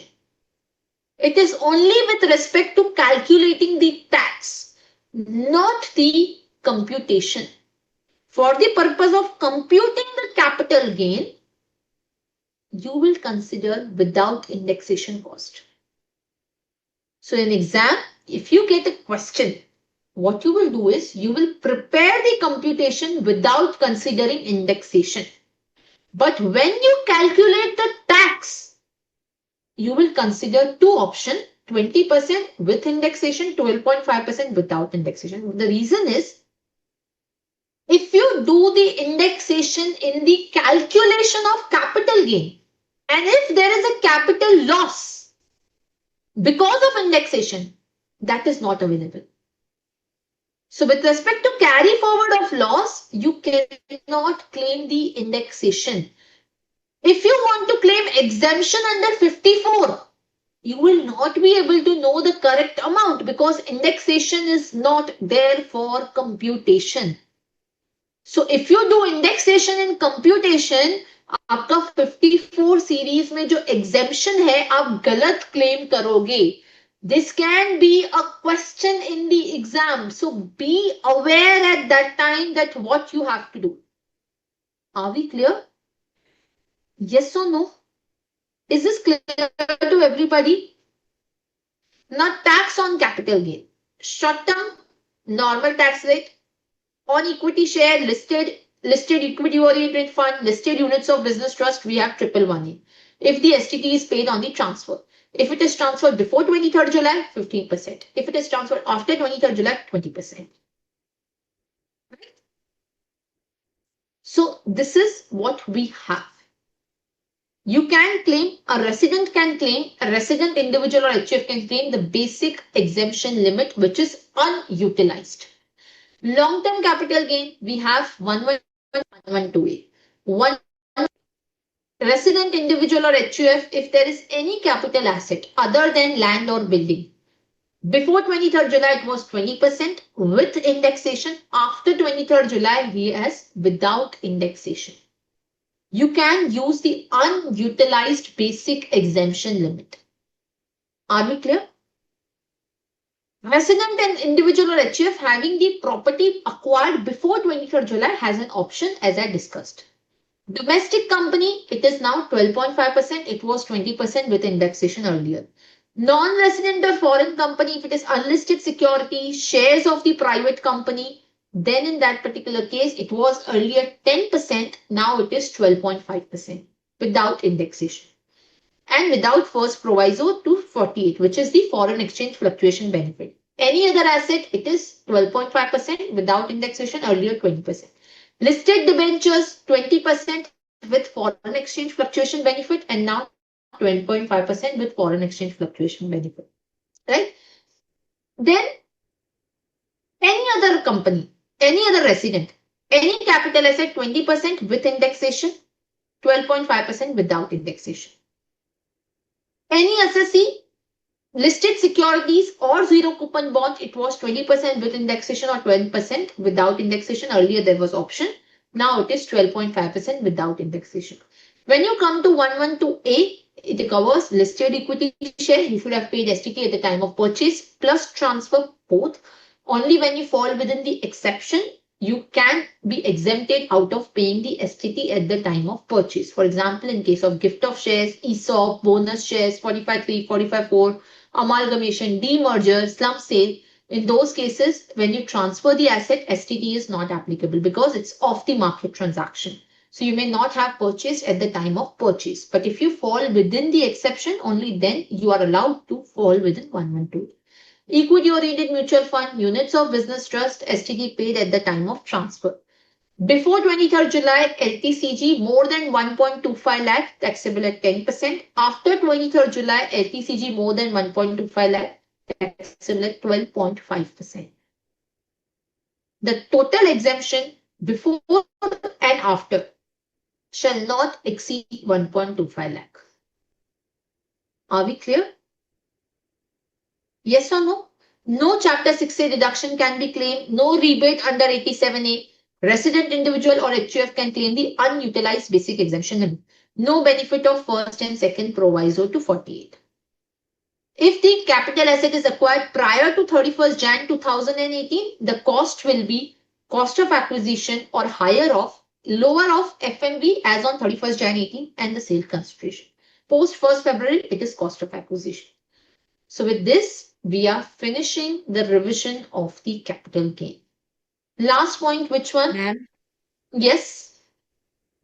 ma'am, when it comes to the new provisions which are inserted in section 112A, like for example, the higher and lower condition which you stated now, in case of cost of acquisition.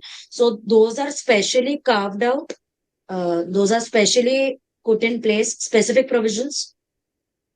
As in, I didn't get the question, sorry. If you look at it, if you look at the provisions of section 112A, so are there any new provisions which have come into place, such as the one which you discussed, like the first day of February 18, and then equity oriented fund? And is it, are there any additions made to it, or is it still the same? It's the same. It's the same. Only thing which has changed is the tax rate and the exemption limit of one. So earlier it used to be 1 lakh, now it is 1.25 lakh. 125. Okay. Okay. Yes. Fine. Other than that, Okay, thank everything you is so much. same. Yes. Okay. Okay. Siddharth, you are asking a question. Sale of immobile property by individual with indexation and without indexation. Okay. So, Siddharth, see, what they have given an option over here is, जब आप capital gain के ऊपर tax calculate करते हो, when you calculate the tax on the capital gain, if you are resident individual or HUF, and if you are transferring land or building which is purchased prior to 23rd July, when you calculate tax, that time you have an option to either pay the tax at the rate of 20%, considering the computation with indexation, or you pay 12.5% without indexation.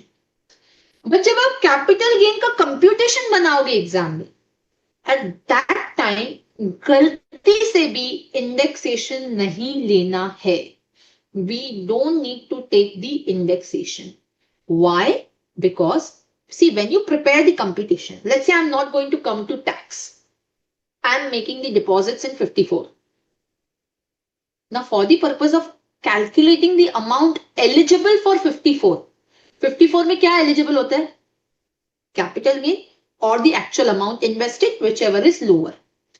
But what is my capital gain? That capital gain is without indexation.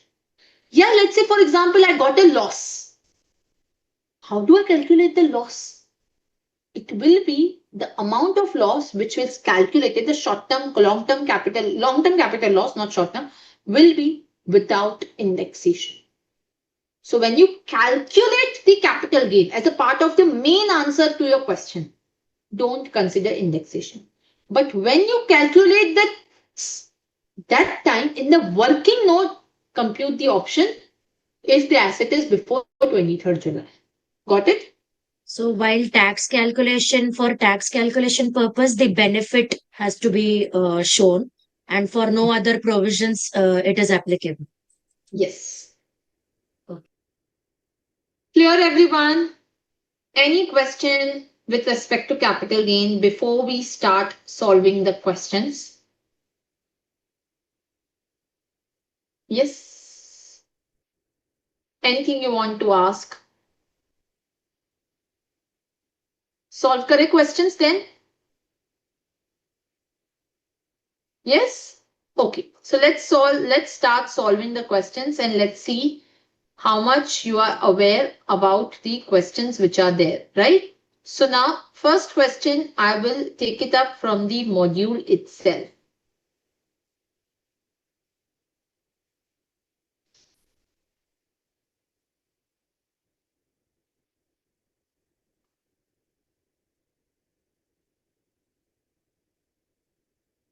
the illustration 12 of your module. Where is the illustration 12?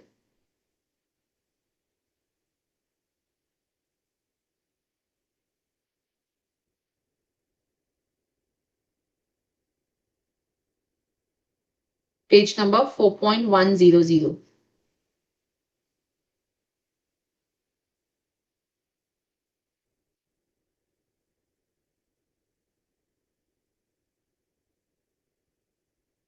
Give me a minute.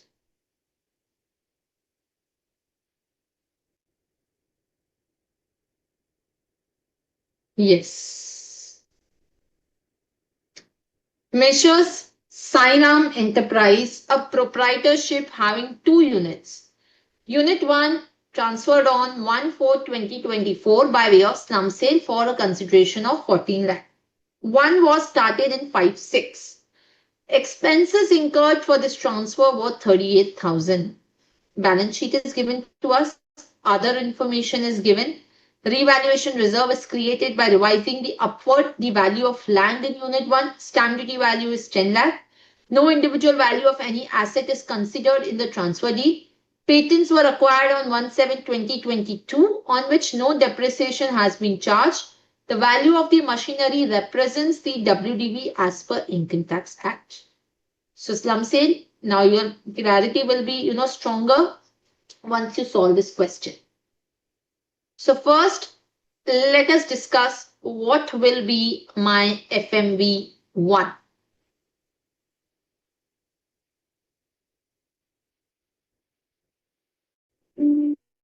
What will be my FMV 1?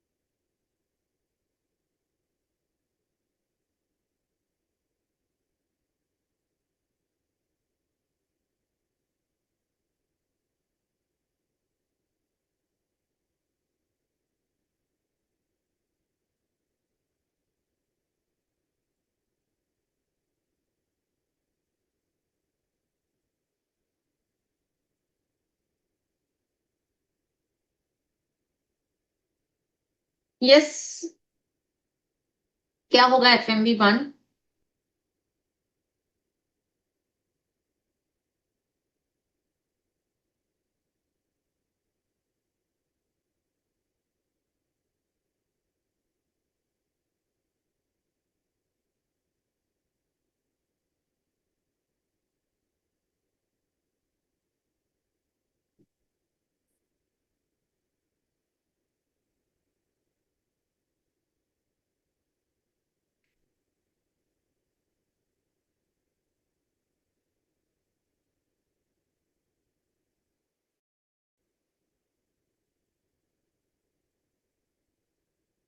Yes, please.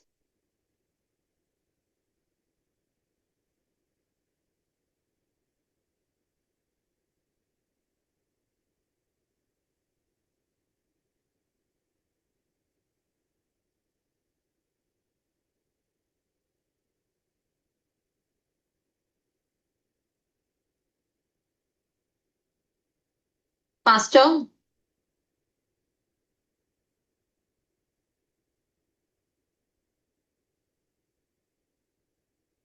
Okay, let us do one by one.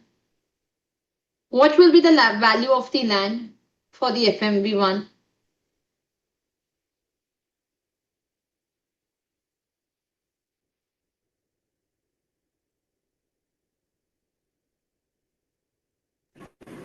₹10 lakhs. Yes. So the building which is there, you will consider the stamp duty value of the building, which is basically 10 lakhs, right? So the stamp duty value is 10 lakhs, which is given, right? Now, this is the value of the building, the stamp duty value of the building and the land, right? So we'll consider that for the FMV purposes. Then what about the machinery? 4 lakhs. Correct. Book value? What about the debtors? 2 lakh. 2 lakh book value. What about patents? 250. Yes, we will not charge any depreciation on that. We will consider the book value which is there. Fine. Now, this, then do we have to subtract any liabilities? Yes, ma'am. What will be the value of liabilities?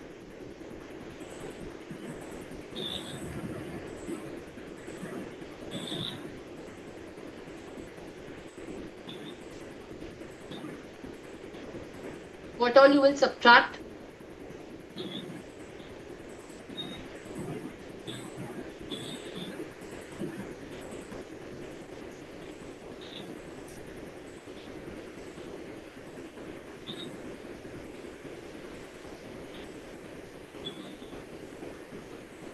No, 18.5 is not the value of the FMV1, Siddharth, because you have not subtracted liabilities. Yes, Siddharth, 367, 500 is the right answer for liability. So we will consider 70% of 4 lakh, which is bank loan, and we will consider trade creditors 25. And that we will reduce. So FMV of the asset minus the liability. Yes, Siddharth. So we have to take both into consideration. See, this is what happened when we solve by ourselves and versus when we listen to lectures. So you tend to make mistakes now, but in the exams you will not make it. Fine. Now this will give me my FMV1, which is basically 14 lakh 82,500 rupees. 500. Oh, yes. What will be my FMV2? What will be my FMV2?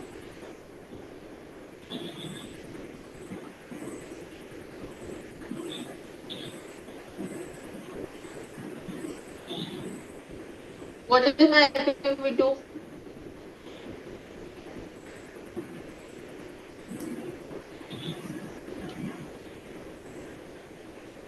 14 lakhs. 14 lakhs. 14 Yes, there is no lakhs. other asset which is received. So किसी और asset का तो Yes, FMV लेने का simply सवाल ही नहीं. 14 lakhs. Simply 14 lakh, right? So what is the higher of the two? It is 1482,500. That will be my FVC. Now my cost of acquisition is the net worth. So let's start again calculation of net worth. What is the value of land that you will include in net worth?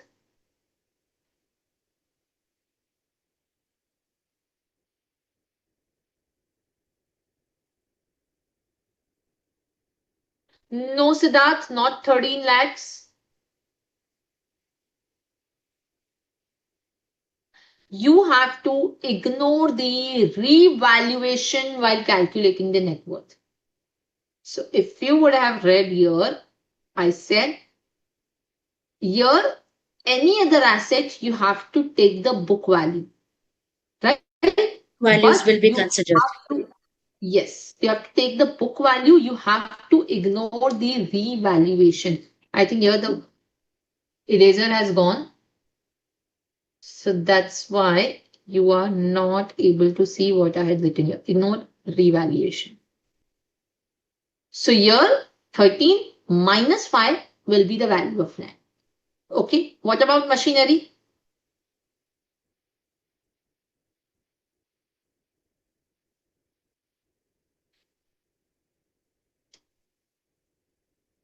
What will be the value of machinery? Very simple. WDV. What is the WDV of machinery? 4 lakh. 4 lakh. So let's take 4 4 lakhs. lakhs. Okay. Debtors, 2 lakhs. 2 lakh. Patents,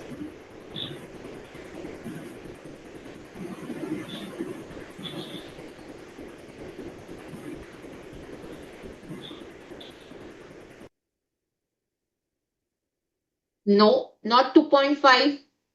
Isn't it a patent a depreciable asset? Patent is an intangible asset, right? So we It is charge an the intangible asset, depreciation. yes. Yes. What is the rate of depreciation on intangible asset? 25%. Correct. So how will you calculate? 25%.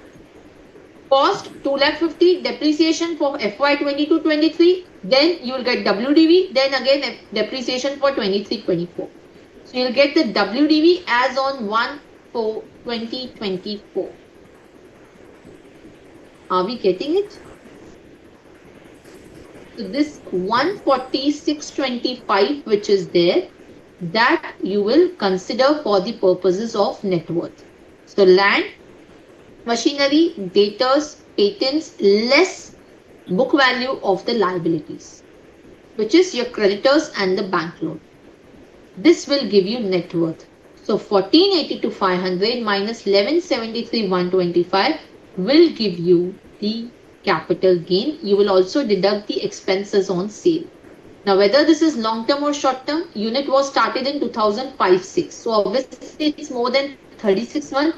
So this is a long term capital gain. Long-term capitals. Is this? Yes. Is this clear, students? Everybody? Yes. Yes or no? Now you understood how do we calculate the slum sale? Yes? Everybody, Yes, any ma'am. question? Yes, ma'am. Okay? Okay. Let's solve another question from your module itself. Question number 8 from module. Tani purchased a land at a cost of 35 lakhs in the financial year 4-5 and held the same as her capital asset till 31st May 2023. Tani started her real estate business on 1st June 2023 and converted the said land into stock in trade of her business on the said date, when the FMV was 210 lakhs. She constructed 15 flats of equal size, quality and dimension. Cost of construction of each flat is 10 lakhs. Construction was completed in January 2025. She sold 10 flats at rupees 30 lakh per flat between January 25 and March 25. The remaining 5 flats were held in stock as on 31st March 2025. So how will you calculate which section is applicable over here?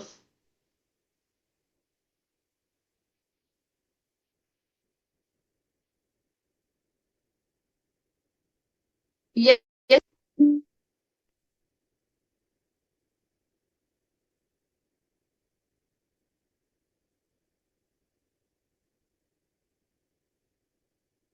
Which section is applicable over here?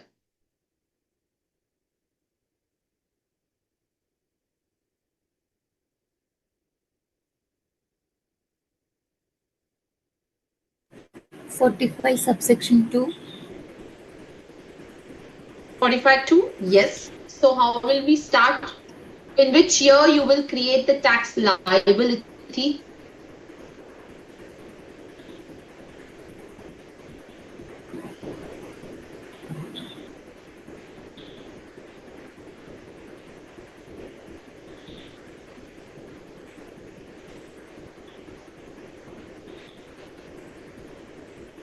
On the year of sale of SIT. Yes. So which year is that, Siddharth?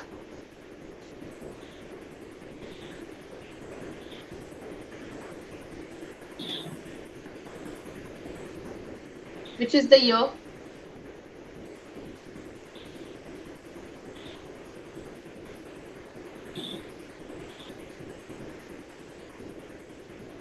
Twenty-four, 25. So will the end? Sorry? Oh, okay, ma'am. 24-25. But in 24-25 also, will you tax the entire amount in 24-25? Because if you see, you have only sold few flats, right? So only 10 flats out of 15 flats are sold. Proportionately to. Yes, that's the point. So in 24-25, you will only tax for the 10 flats. Yes, Mukesh. And in the next year, 25-26, for the 5 flats, we will tax. Are we clear? Now coming to the point, what will be your full value of consideration?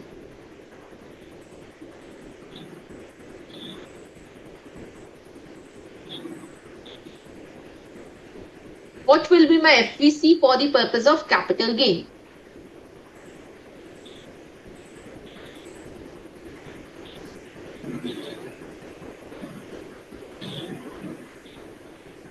Yes, 210. 210 will be there. That's right. So that will be my FMB, right? Now, out of 210, see, one way is we do a two-third in 210 from 210 because 10 out of 15 flats are sold, which is two-third, right? One-third is taxable in 25-26. So one way is you do two-third of 210. Second way is you calculate the capital gain totally and then do the two-third of capital gain. So up to you. Both is fine, right? But 210 into 2 divided by 3 will be taxable in this year, not entire 210. What will be my cost of acquisition?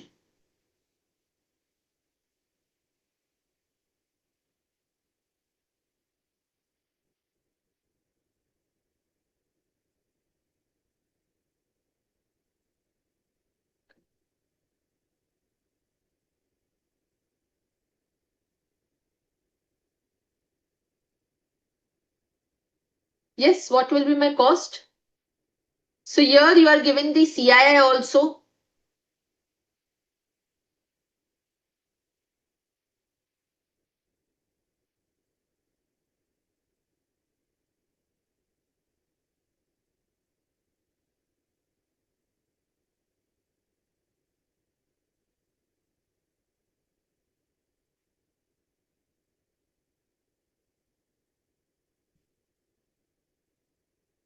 Yes.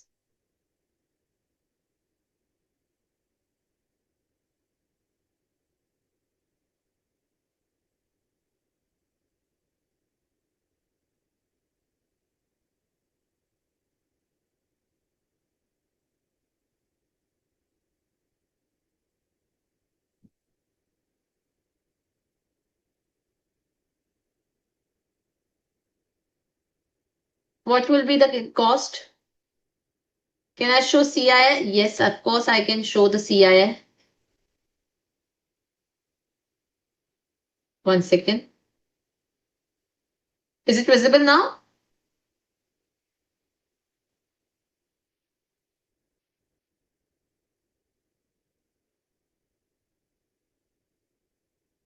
Oh no, one second. I think, yeah, my screen sharing was. Yeah. So CII is given 113, 348, and 363.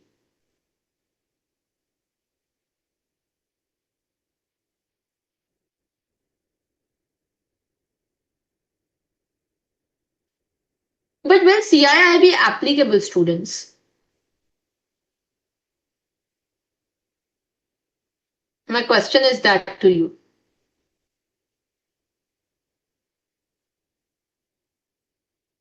This asset is purchased before 23rd July 2024.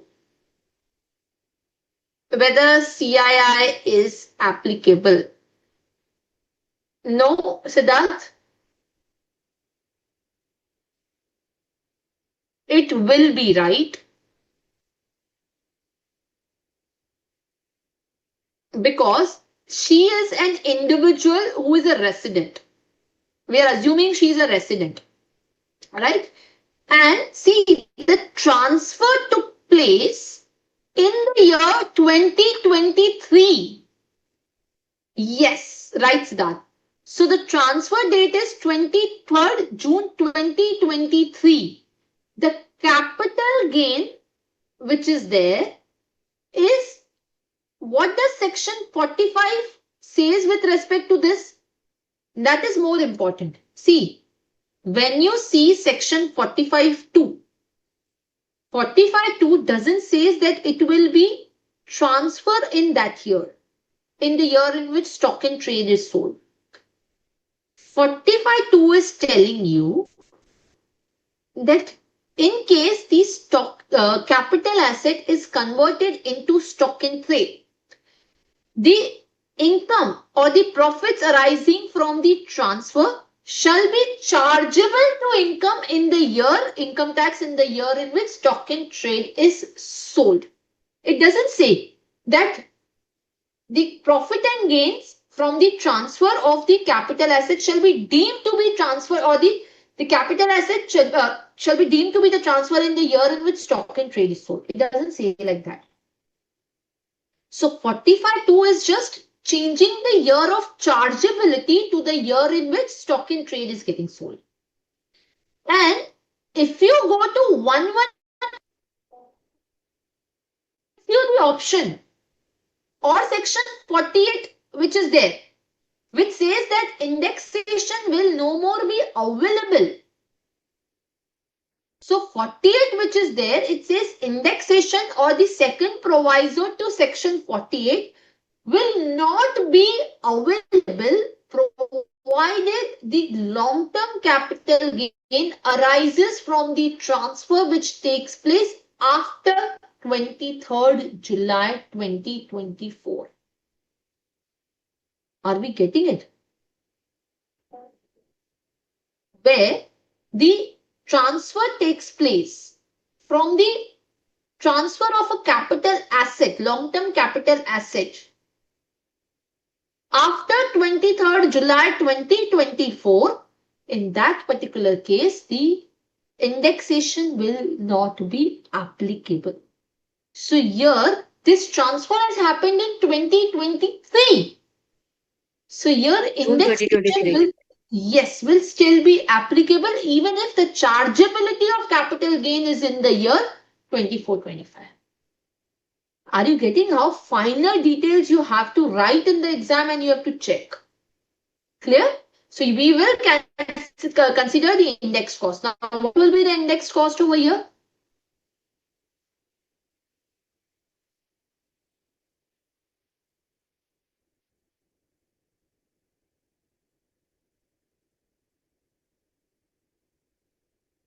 Yes.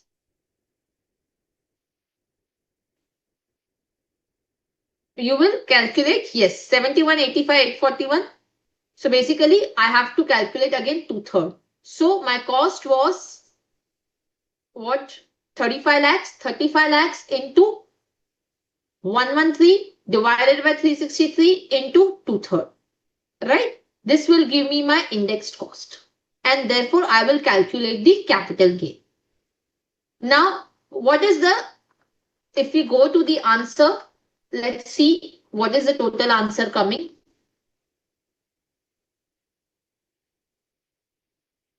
Yes. So the capital gain which is coming to is 68,14159. That's right, Siddharth. Now, if we go back to the question again, they have given some information with respect to section 54 as well. What is that information which is given? Let's see. It talks about she invested 50 lakhs in bonds issued by the NHAI on 31st March 2025 and another 50 lakhs in the bonds of RECL in April 2025. What will be the impact?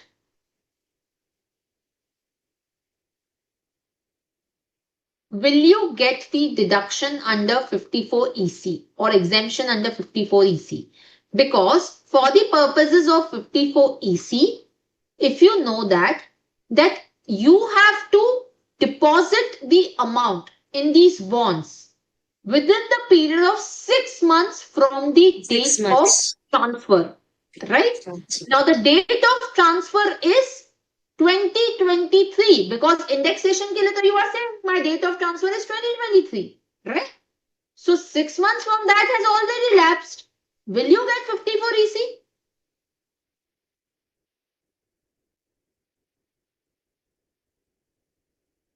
Yes. Will we get 54 EC?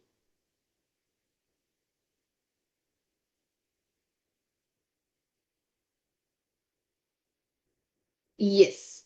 Because there is a CBDT circular which says that in case of conversion of capital asset into stock in trade, The 6 months is to be considered from the date of sale of stock in trade, because if we do not give this kind of benefit, nobody will be able to claim 54 EC, because unless there is a chargeability, you will not be able to know what is your capital gain. So for 54 EC, it will be considered from the date of flats. Now the flats were sold in March. So from March, you will get 6 months. Now you have deposited in NHAI and RECL in March and April. So you will get 54 EC. But the maximum limit for 54 EC is 50 lakh rupees. 50 lakhs. So you will get only up to 50 lakhs. So your capital gain will be 18 lakh 14,159. Clear? Plus, you will have business income. So for 10 flats, you have sold at 30 lakhs. This 3 crore will be your sale price. Cost of the flat will be the FMV, which is of the capital asset, which is charged under 45(2). So 2.10 lakhs into 2/3. Plus, you will also add the cost of construction of flats, right? Because that is also the cost. So 10 into 10 lakhs, 1 crore. So your business income will be 60 lakh. Are we clear? And the same exercise, you will do it in the next year for the 5 flats. Any question, any doubt? Yes. Are we clear with this question? Fine. Now, the next question that I want to do with you is from your model test papers. So, let me share that with you.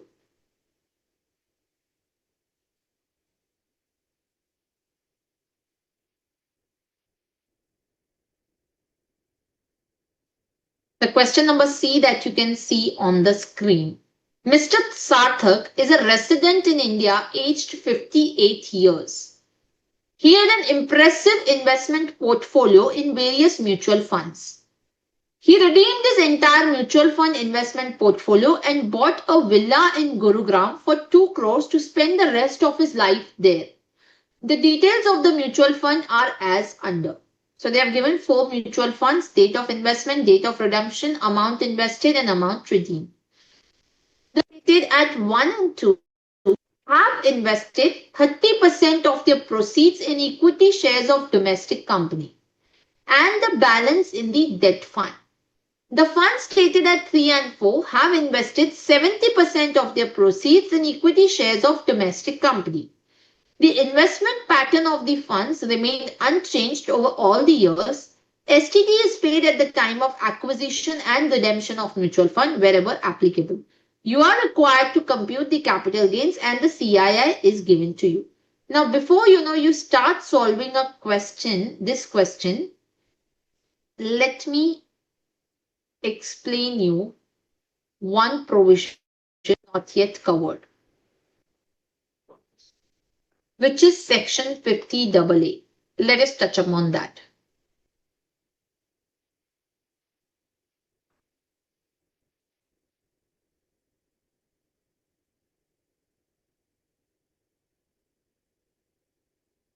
Yes. So 50AA is a specific provision which has been introduced, which says that notwithstanding anything contained under 242A, which is period of holding, and section 48, which is the mode of computation, units of the specified mutual fund on or after 1/4/2023. What is a specified mutual fund? A mutual fund which invests more than 65% of the proceeds in debt and money market instruments, or a mutual fund which invests greater than 65% of total proceeds in the unit of another mutual fund, which will then invest 65%, more than 65% in debt or money market instruments. So either a mutual fund who is directly investing in debt and money market, or a mutual fund who is investing in another mutual fund, which then will invest further in the money market or debt instrument, more than 65%. So units of specified mutual fund. Market linked debenture. Market linked debentures are the debentures where the underlying security is debt, but their returns are linked to the market. Unlisted bonds or unlisted debentures transferred or redeemed or matured after 23rd July 2024. The capital gains on that will be deemed to be the short-term capital gain. So capital gain on these kind of mutual funds, specified mutual fund, which invest more than 65% in the debt or money market, market-linked debentures, or the unlisted debentures or bonds. So prior to 23rd July, unlisted bonds or debentures were considered to be short-term if they are held for less than 36 months. But now all of these will be deemed to be short-term capital gain. Now what is not covered over here is equity-oriented mutual fund. Equity-oriented mutual fund, what is the tax rate and what is the period of holding for that? What is the period of holding for equity-oriented mutual fund?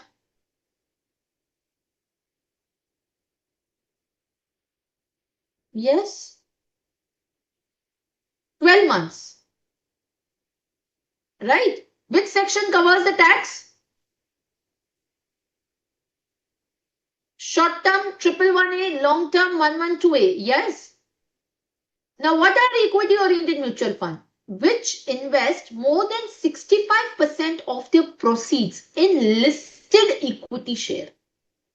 Or they are investing in another mutual fund which is listed on recognized stock exchange, and that another fund invest more than 65% of proceeds in listed equity share. So either they are directly investing in listed equity shares more than 65% of proceeds, or they are investing more than 90% of the proceeds in another mutual fund, which fund then invests more than 65% in the other equity share. Right? So that is equity oriented fund. Now, if you look at this question gives you the different mutual fund. The funds stated at 1 and 2 have invested 30% of their proceeds in equity share of domestic companies and balance in their debt fund. The funds stated at 3 and 4 have invested 70% of their proceeds in equity shares of domestic company. So, you are required to identify whether 50A or what provision will be applicable. So, yes, tell me. What about Fund A or the Fund 1 which is there? SLR fund.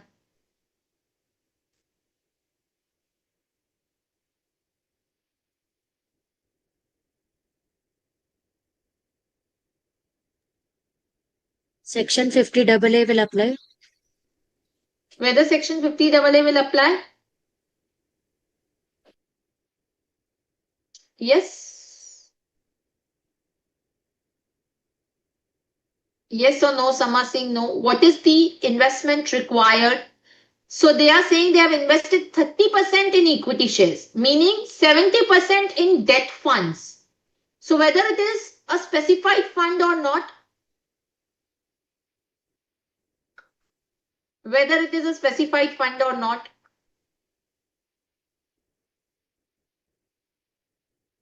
see what is the specified fund they are talking about. Units of specified mutual fund on or after 1/4/2023. But here, this is investment after 3rd April 2020. Isn't it? So whether it is a specified mutual fund,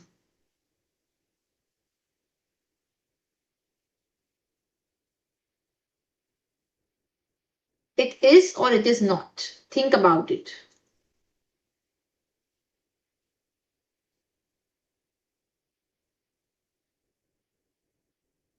Yes.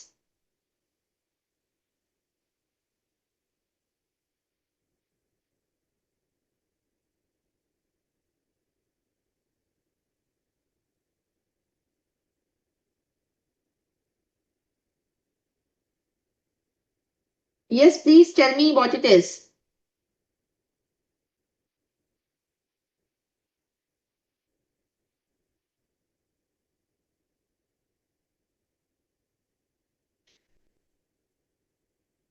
It is not a specified mutual fund. So then how will the tax rate be determined for this?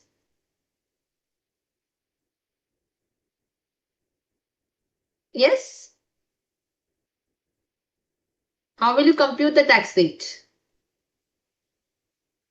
Will you calculate the indexation? What you will do? How will you do it? What will be the computation?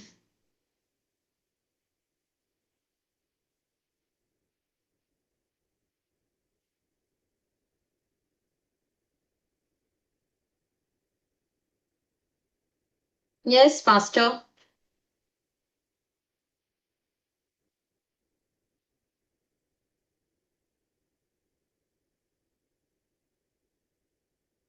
Normal computation.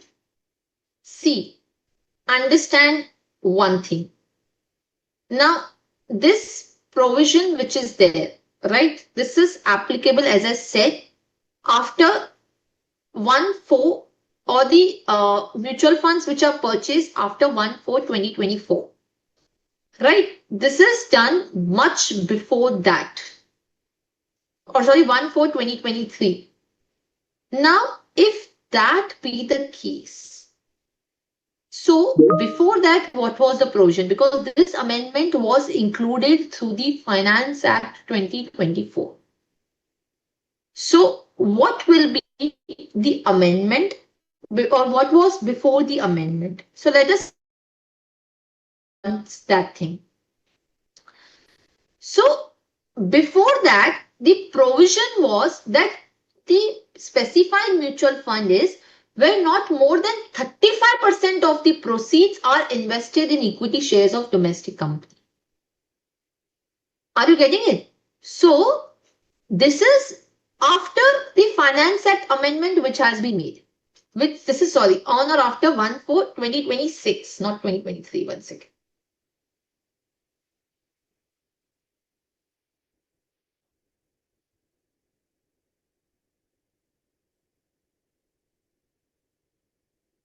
Why is it not working?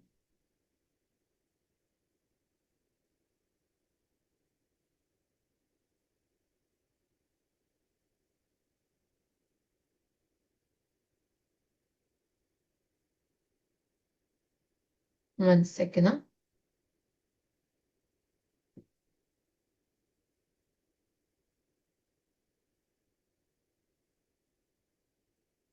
Yeah. This is 1/4/26, right? Now, before 1/4/2026 or before FA 2024, the specified mutual fund basically meant that less than 35% of investment is in equity shares, right?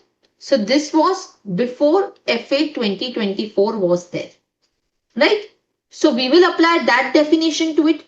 Now, does it have less than 35% of the proceeds in the equity share? Yes or no? Does it have less than 35% in equity shares? Yes. Yes. So will it become the specified mutual fund?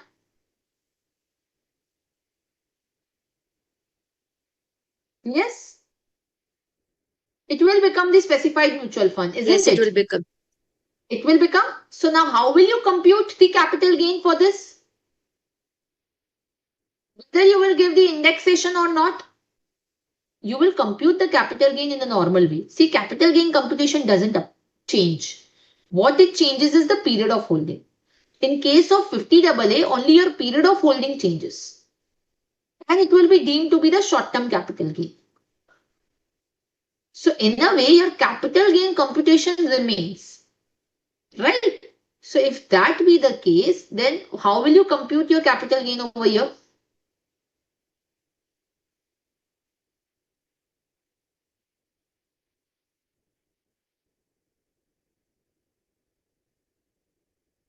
Yes.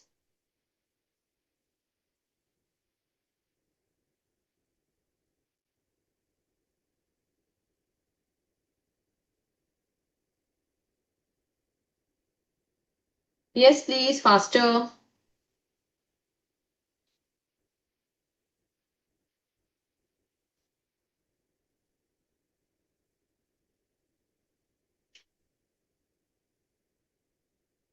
Question is there, na, right? Okay, sorry. I think I, 1 second. Yeah. So if you see now FA 2023, I changed it, this section 50AA. Let me open it for you. So what this section 50AA earlier used to say? This used to say that notwithstanding anything contained in this period of holding or computation, where a specified mutual fund is acquired on or after 1/4/2023, then it shall be deemed to be the capital gain arising from the transfer of short-term capital asset, isn't it? Specified mutual fund is where not more than 35% of the proceeds are invested in the equity share of domestic company. But here, if you look at again, even the amendment of 2023, like before Finance Act 2024 also, it still used to say that the asset should have been, or this mutual fund should have been purchased on or after 1/4/23.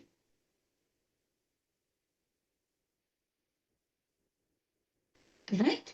So therefore, technically 50AA will not be applicable to this. So we will calculate as per the normal provision. We will apply the normal period of holding, which is 36 months, which is this satisfies the 36 months criteria. So what we will do is we will consider this 145 as the redemption price, FVC, and 120 lakh will be the cost of acquisition, and we will apply the indexation over here. Are you getting? Why 50AA is not applicable? Because even before amendment, this used to say that the specified mutual fund should be acquired on or after 1/4/23. Are we clear about this first? Yes or no? Yes. Okay. Coming to XYZ strategic fund. Now this is purchased on or after 1/4/2023. Right? So what will be the implication?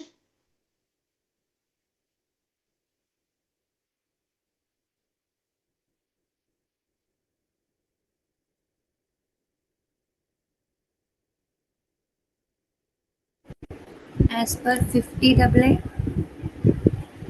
50AA will Here apply. they have invested 70% of their okay, this 1 and 2, sorry. Here also they have invested less than 30% of their proceeds. They have invested 30% of the proceeds in equity shares, isn't it? Now, if they have invested 30% of proceeds in the equity shares, then in that particular case, it is not more than 35%, right? The condition is still 35% the less same. than 35%. It is less than 35%. Now, this is after 1/4/2023.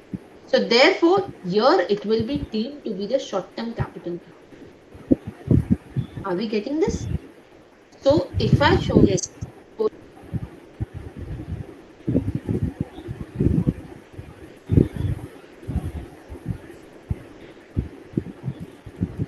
you, this is what my answer is. This was long-term. This is FVC 50 lakh. Here, no indexation 46 lakh. This will be deemed to be the short-term capital gain. Are we clear? Yes or no?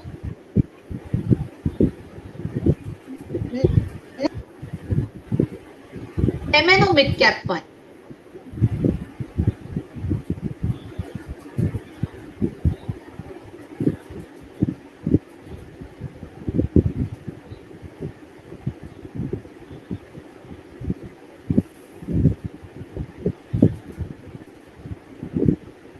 What will happen to MNO mid-cap fund?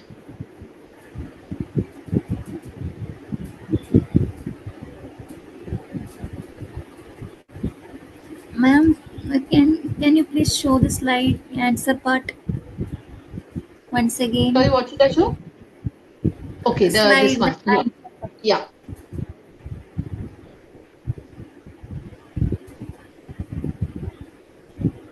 Yes, right, Siddharth. Your 111A will be applicable. So if you see here, MNO mid cap, which is there, here it is basically have invested 70% of the proceeds in equity share of domestic company. So this becomes equity oriented mutual fund. More than 65% of Equity total oriented mutual shares fund. the listed equity shares, right? So if it is equity oriented, then what is my period of holding? 12 months, right? So this is within 12 months. So this will be the short term capital gain chargeable to tax at 111. You are right. Correct? Next, last one, TBA growth fund. Again, this will be same, isn't it? So this also will be the short term capital. This will be long term because this is year 21 to 24, Long more term than 12 capital gain. months. So this will be under 112A. Are we clear? 112A. Yes or no? Now, what they've said it at the end is, oh, I just got hanged. 1 second.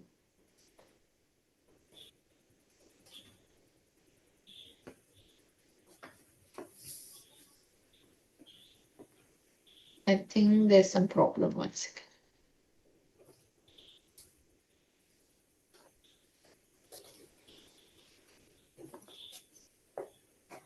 Yeah. So what they've said it here is that he is a resident in India, aged 58 years, and he has redeemed his entire mutual fund investment and bought a villa in Gurugram for 2 crores. Will that have any impact?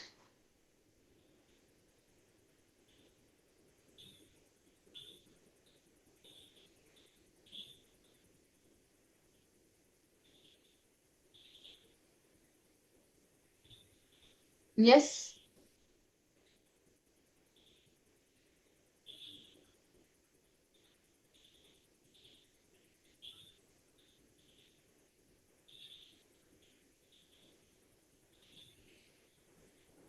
What will you claim? 54F? Yes, that's right. So capital gain arising on the transfer of long-term capital asset, right? Other than a residential house. For that, if you invest in one residential house property within 1 year or after 2 years from the date of transfer, then in that particular case, you will be entitled to 54F. Now, here 54F, will we get it for the entire capital gain? Answer is no. What we will get it for? Only the long-term capital gain, right? Long-term capital gain was in the result of only two funds. Was only for two funds, right? One was SLR and second was TBA growth fund, right? So only with respect to that, proportionately, you will calculate 54F. Are we getting it? So we will calculate the proportionate 54F exemption in respect of this. So if you see here, what we have done is, this is the amount that we have invested. So the question says the amount of investment is 2 crores, right? Now this is 2 crores that is there. Now what I will do is, my capital gain exemption is in respect of this 10 lakh, which is long-term capital gain for this fund, and then this long-term capital gain of 126,239.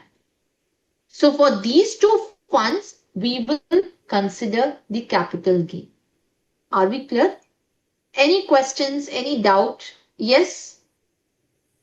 Fine. So the entire 10 lakh will go exempt.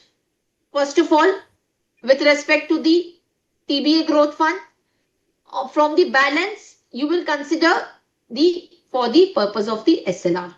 Now for SLR, again, you will apply. What is the formula for 54F?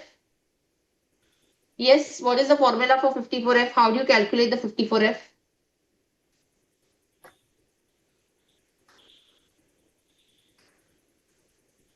Yes. So how do you calculate? Capital gain into cost of the new asset divided by the net consideration, isn't it? So capital gain here we are considering. What is the cost of the new asset? Yes.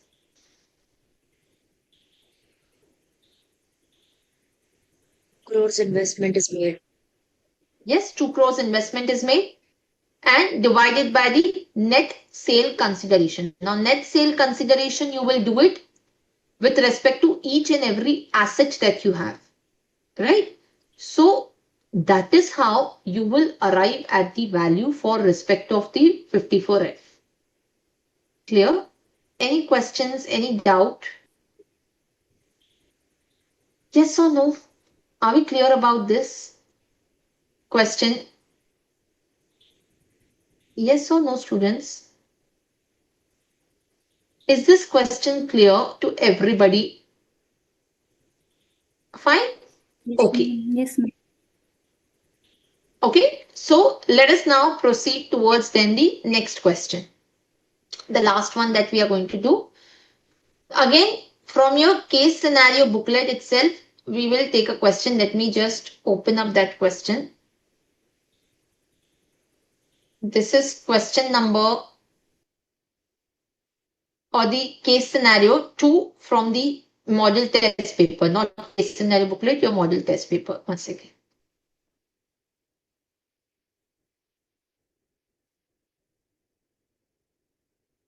Let me open up the question.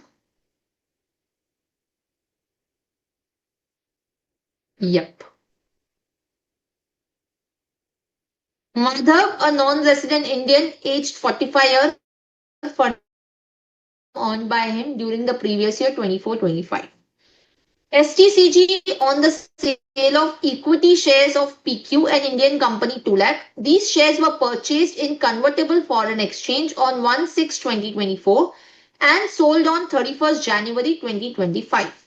He invested the whole of the proceeds of 5 lakh in the shares of RS Limited and Indian company on 1 February 2025.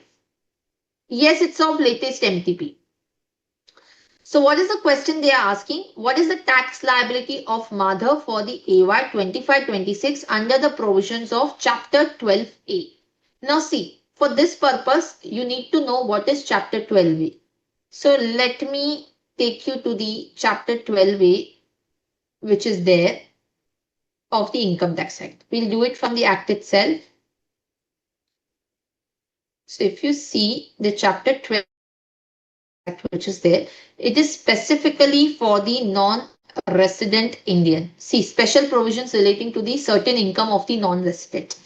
Now, this particular chapter which is there, this is only talking about the income of the non-resident. Now, it says tax on the investment income and LTCG, section 115E. It says the total income of an assessee being a non-resident Indian, if it has the long-term capital gain, right, then the income on the long-term capital gain, the income by way of long-term capital gain shall be at the rate of 10%. It shall be at the rate of 10%.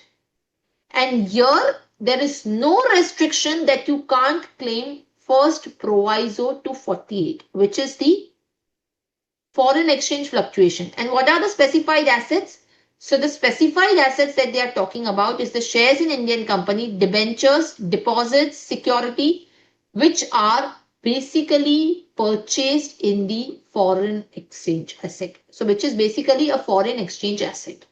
So now if you look at the question, it says he has derived a short-term capital gain on the sale of equity shares of an Indian company. These shares were purchased in convertible foreign exchange and sold on 31st January 2025. He has invested in the shares of another Indian company on 1 Feb 2025. What is the tax liability of Madhav as per the provisions of Chapter 12? So what will be my answer?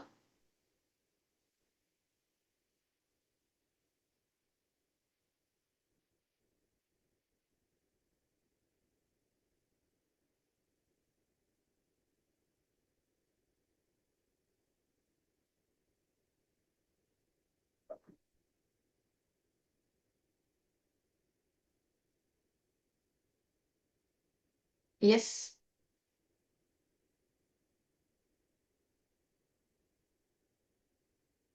Ma'am, show me the slide, ma'am. Sure. Question slide. Okay.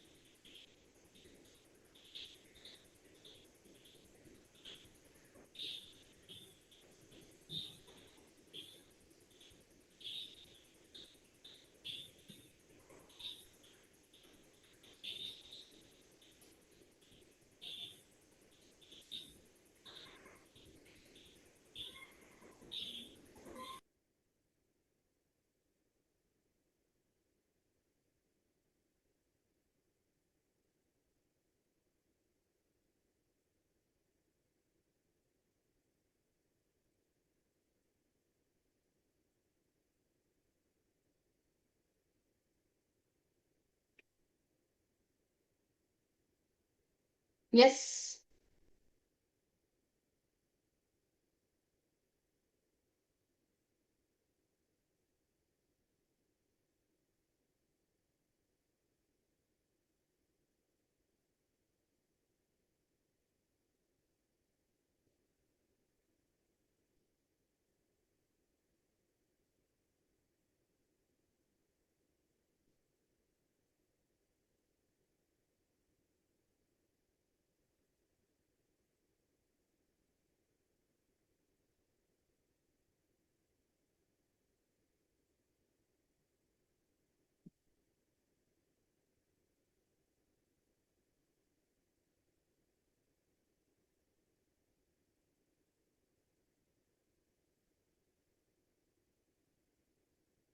Since it's STCG, normal rates will apply.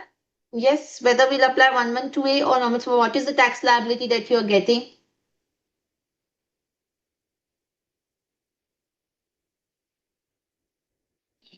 Yes.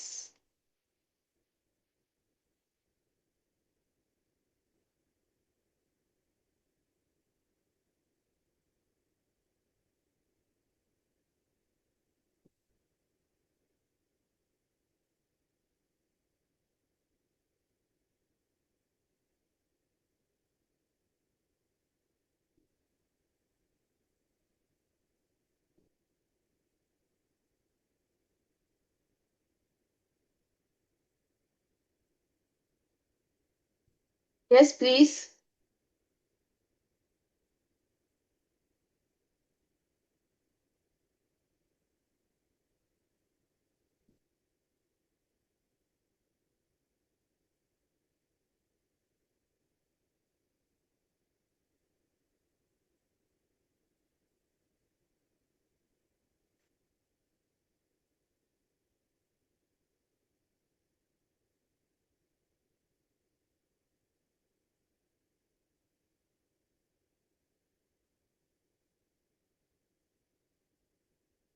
Yes, I need the answers.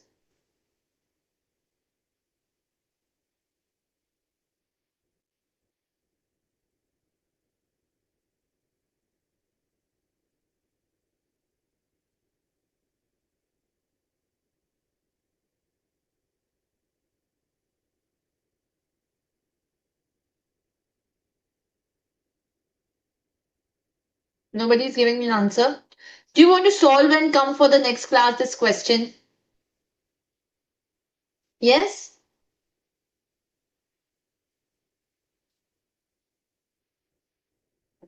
So this entire case scenario, will you solve and come? I think it will take lesser of our time to, solve this question, but I want you to solve since, this is a very important question. So will you solve and come for the next class? All of you? Yes? Okay, fine. So, see, there are three parts to this question. One is with respect to short-term capital gain. Second is with respect to the long-term capital gain. And the third is with respect to the dividends. Right? So, it is not something very complicated question, but you have to understand and apply chapter 12A over here. Only when you will be able to apply chapter 12A, see, only then you will be able to consider this. Are we getting it? Yes?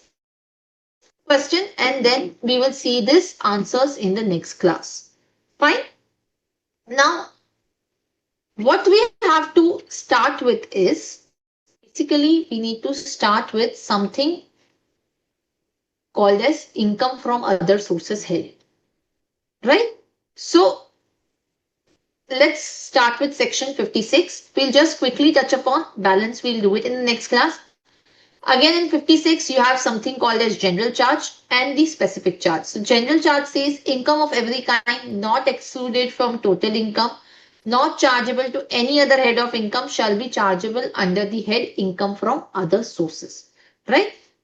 Then you have specific charge. For example, if you remember, I told you dividends are specifically chargeable under income from other sources, even if you do the trading in shares. Casual income, income from lottery, puzzles, race horses, this is taxable at the rate of 30% under 115BB, right? And winnings from unsold lottery tickets. In the case of the lottery ticket dealer also, this is also specifically charged under EFOS and not PGBP. Interest on compensation or enhanced compensation. We just now saw it is taxable in the income from other sources in the year of receipt. Plus you get the deduction of 50% of amount. Then interest on delay in payment of compensation is also taxable under EFOS. Interest on short payment of compensation is in the nature of capital gain. This will be taxable under capital gain. Advance money forfeited specifically charged under EFOS. Gift tax we will see. Compensation for the termination of the employment or modification of the terms of employment. This is taxable under section 70. Profit in lieu of salary. But if it is received by any family member, it will be taxable under EFOS. Some received by the unit holder from the business trust. Some received under the LIC, taxable under EFOS. Then what is income charged to EFOS if not chargeable under other head? Contribution to PF if not deposited within the due date of fund. So if you remember under PGBP also this is chargeable. If it is in respect of employee, then PGBP. If it is in respect of any other person, then EFOS. Interest on securities if not chargeable to PGBP. This is also what we saw that day, right? If the interest is received on surplus money, EFOS. If the interest is received in the nature of business expediency, PGBP. Income from letting out of plant and machinery if not chargeable to PGBP. That day also I told you, if there is a lockdown, temporarily I have leased out assets, PGBP. If I have closed down the business and permanently letting out asset, EFOS. Then some received under keyman insurance policy if it is for employee, salary. If it is for director or businessman, PGBP. If it is received by family member, 56(2). Right? So this is what the EFOS section says, right? Now we will not consider 56 to 10, but we'll talk about the dividend and then we'll close. So dividends 222, distribution of assets, distribution of debentures to the shareholders or bonus shares to preference shareholder, distribution on liquidation up to the extent of accumulated profit 222C over and above accumulated profits 46(2). Distribution on capital reduction. Closely held company giving the assets, giving the loan or advance to the equity shareholder who is holding more than 10% of voting power or to any concern in which the equity shareholder who is holding more than 10% of voting power is a member or partner of that concern and has a substantial interest in that concern. Substantial interest is entitled to more than 20% of income. Or payment for the benefit of the shareholder, right? It is considered as deemed dividend. This is only applicable for a closely held company, which is private company or unlisted company, which is not subsidiary of listed company, right? Exceptions are there. Loan or advance given in the ordinary course of business, where lending is the substantial part of the business, that is excluded. Trade advances arising in the normal course of business is excluded. So to the extent of accumulated profit, 222A to 222E will be applicable. Then what we just now discussed is payment by a company on buyback. is also now considered as deemed dividend after 1st October 2024. The cost will be allowed under 46A as a capital loss, right? So this is about the dividend. What is not covered under dividend is distribution of the shares by the resulting company to the shareholders of the demerged company. The dividend shall be taxable in the year of declaration or in the year of distribution of assets under 222A to D or in the year of payment of loan or advance for 222E, interim dividend in the year when the dividend is made available to the shareholders, and for 222F when the consideration is paid on the buyback. Right? Further, you get a deduction under 57 against the dividend income except in the case of buyback of shares, interest expenditure up to 20% of dividend income. Secondly, in case of intercorporate dividend, where you are receiving the dividend from another foreign company or a domestic company or a business trust, and if you distribute the dividend before the due date of 1 month prior to the return of income, then you will get a deduction under ATM, and this deduction is allowed while claiming 115 BAA as well as 115 BAB. So Chapter 6A deductions are not allowed except ATM and ATLA. Are we clear? Any questions, any doubt with Yes, respect to this? clear. Clear? So we'll stop here, and in the next class we'll look at 56 to 10. We will also look at 56 this amount received from the LIC. This also we'll look at. So these two we'll look at, and then we will start the next session. And before that, we will also look at the case scenario. Right? This is from your model test paper. The case scenario page number you can note down. It is 74 and the case scenario is true. Fine. So let us stop here for today and we will meet in the next class. Thank you so much. Ma'am, it's a humble request to put across the notes Yes, we at will the put earliest. in advance itself. Don't worry on that. We will put for Okay, the the next earlier lecture. classes as well, which were missed out. I have already sent today, as I said that, I have uploaded today morning. So you may be able to see it maybe tomorrow. Just check with Okay. them. This was mainly Okay. due to my, laptop getting like Yes, I yes. switched to Yeah, a new the laptop. So I was laptop. not able to open the notes. Yeah. So it took up Okay, some time fine, to ma'am. set up my new laptop and That's all. okay. It's completely fine. Okay, Any thank you, other ma'am. question? Yes. Yeah, any other question, any doubts? Yes, anything you want to discuss, any feedback that you have for us before we close the session? See, my request remains the same. Please revise and come for the class. It's very, very essential that you revise and sit. See, then only you'll be able to solve the questions faster. And once you have gone through this chapter, even after lecture, please go through the chapter. Please go through the questions that we have solved so that you will be able to get more clarity. Fine. Thank you so much, Siddharth. Yes, so far so good. Thank you, ma'am. Thank you. Thank you, everyone. Good night. Yes. Thank you. Good night.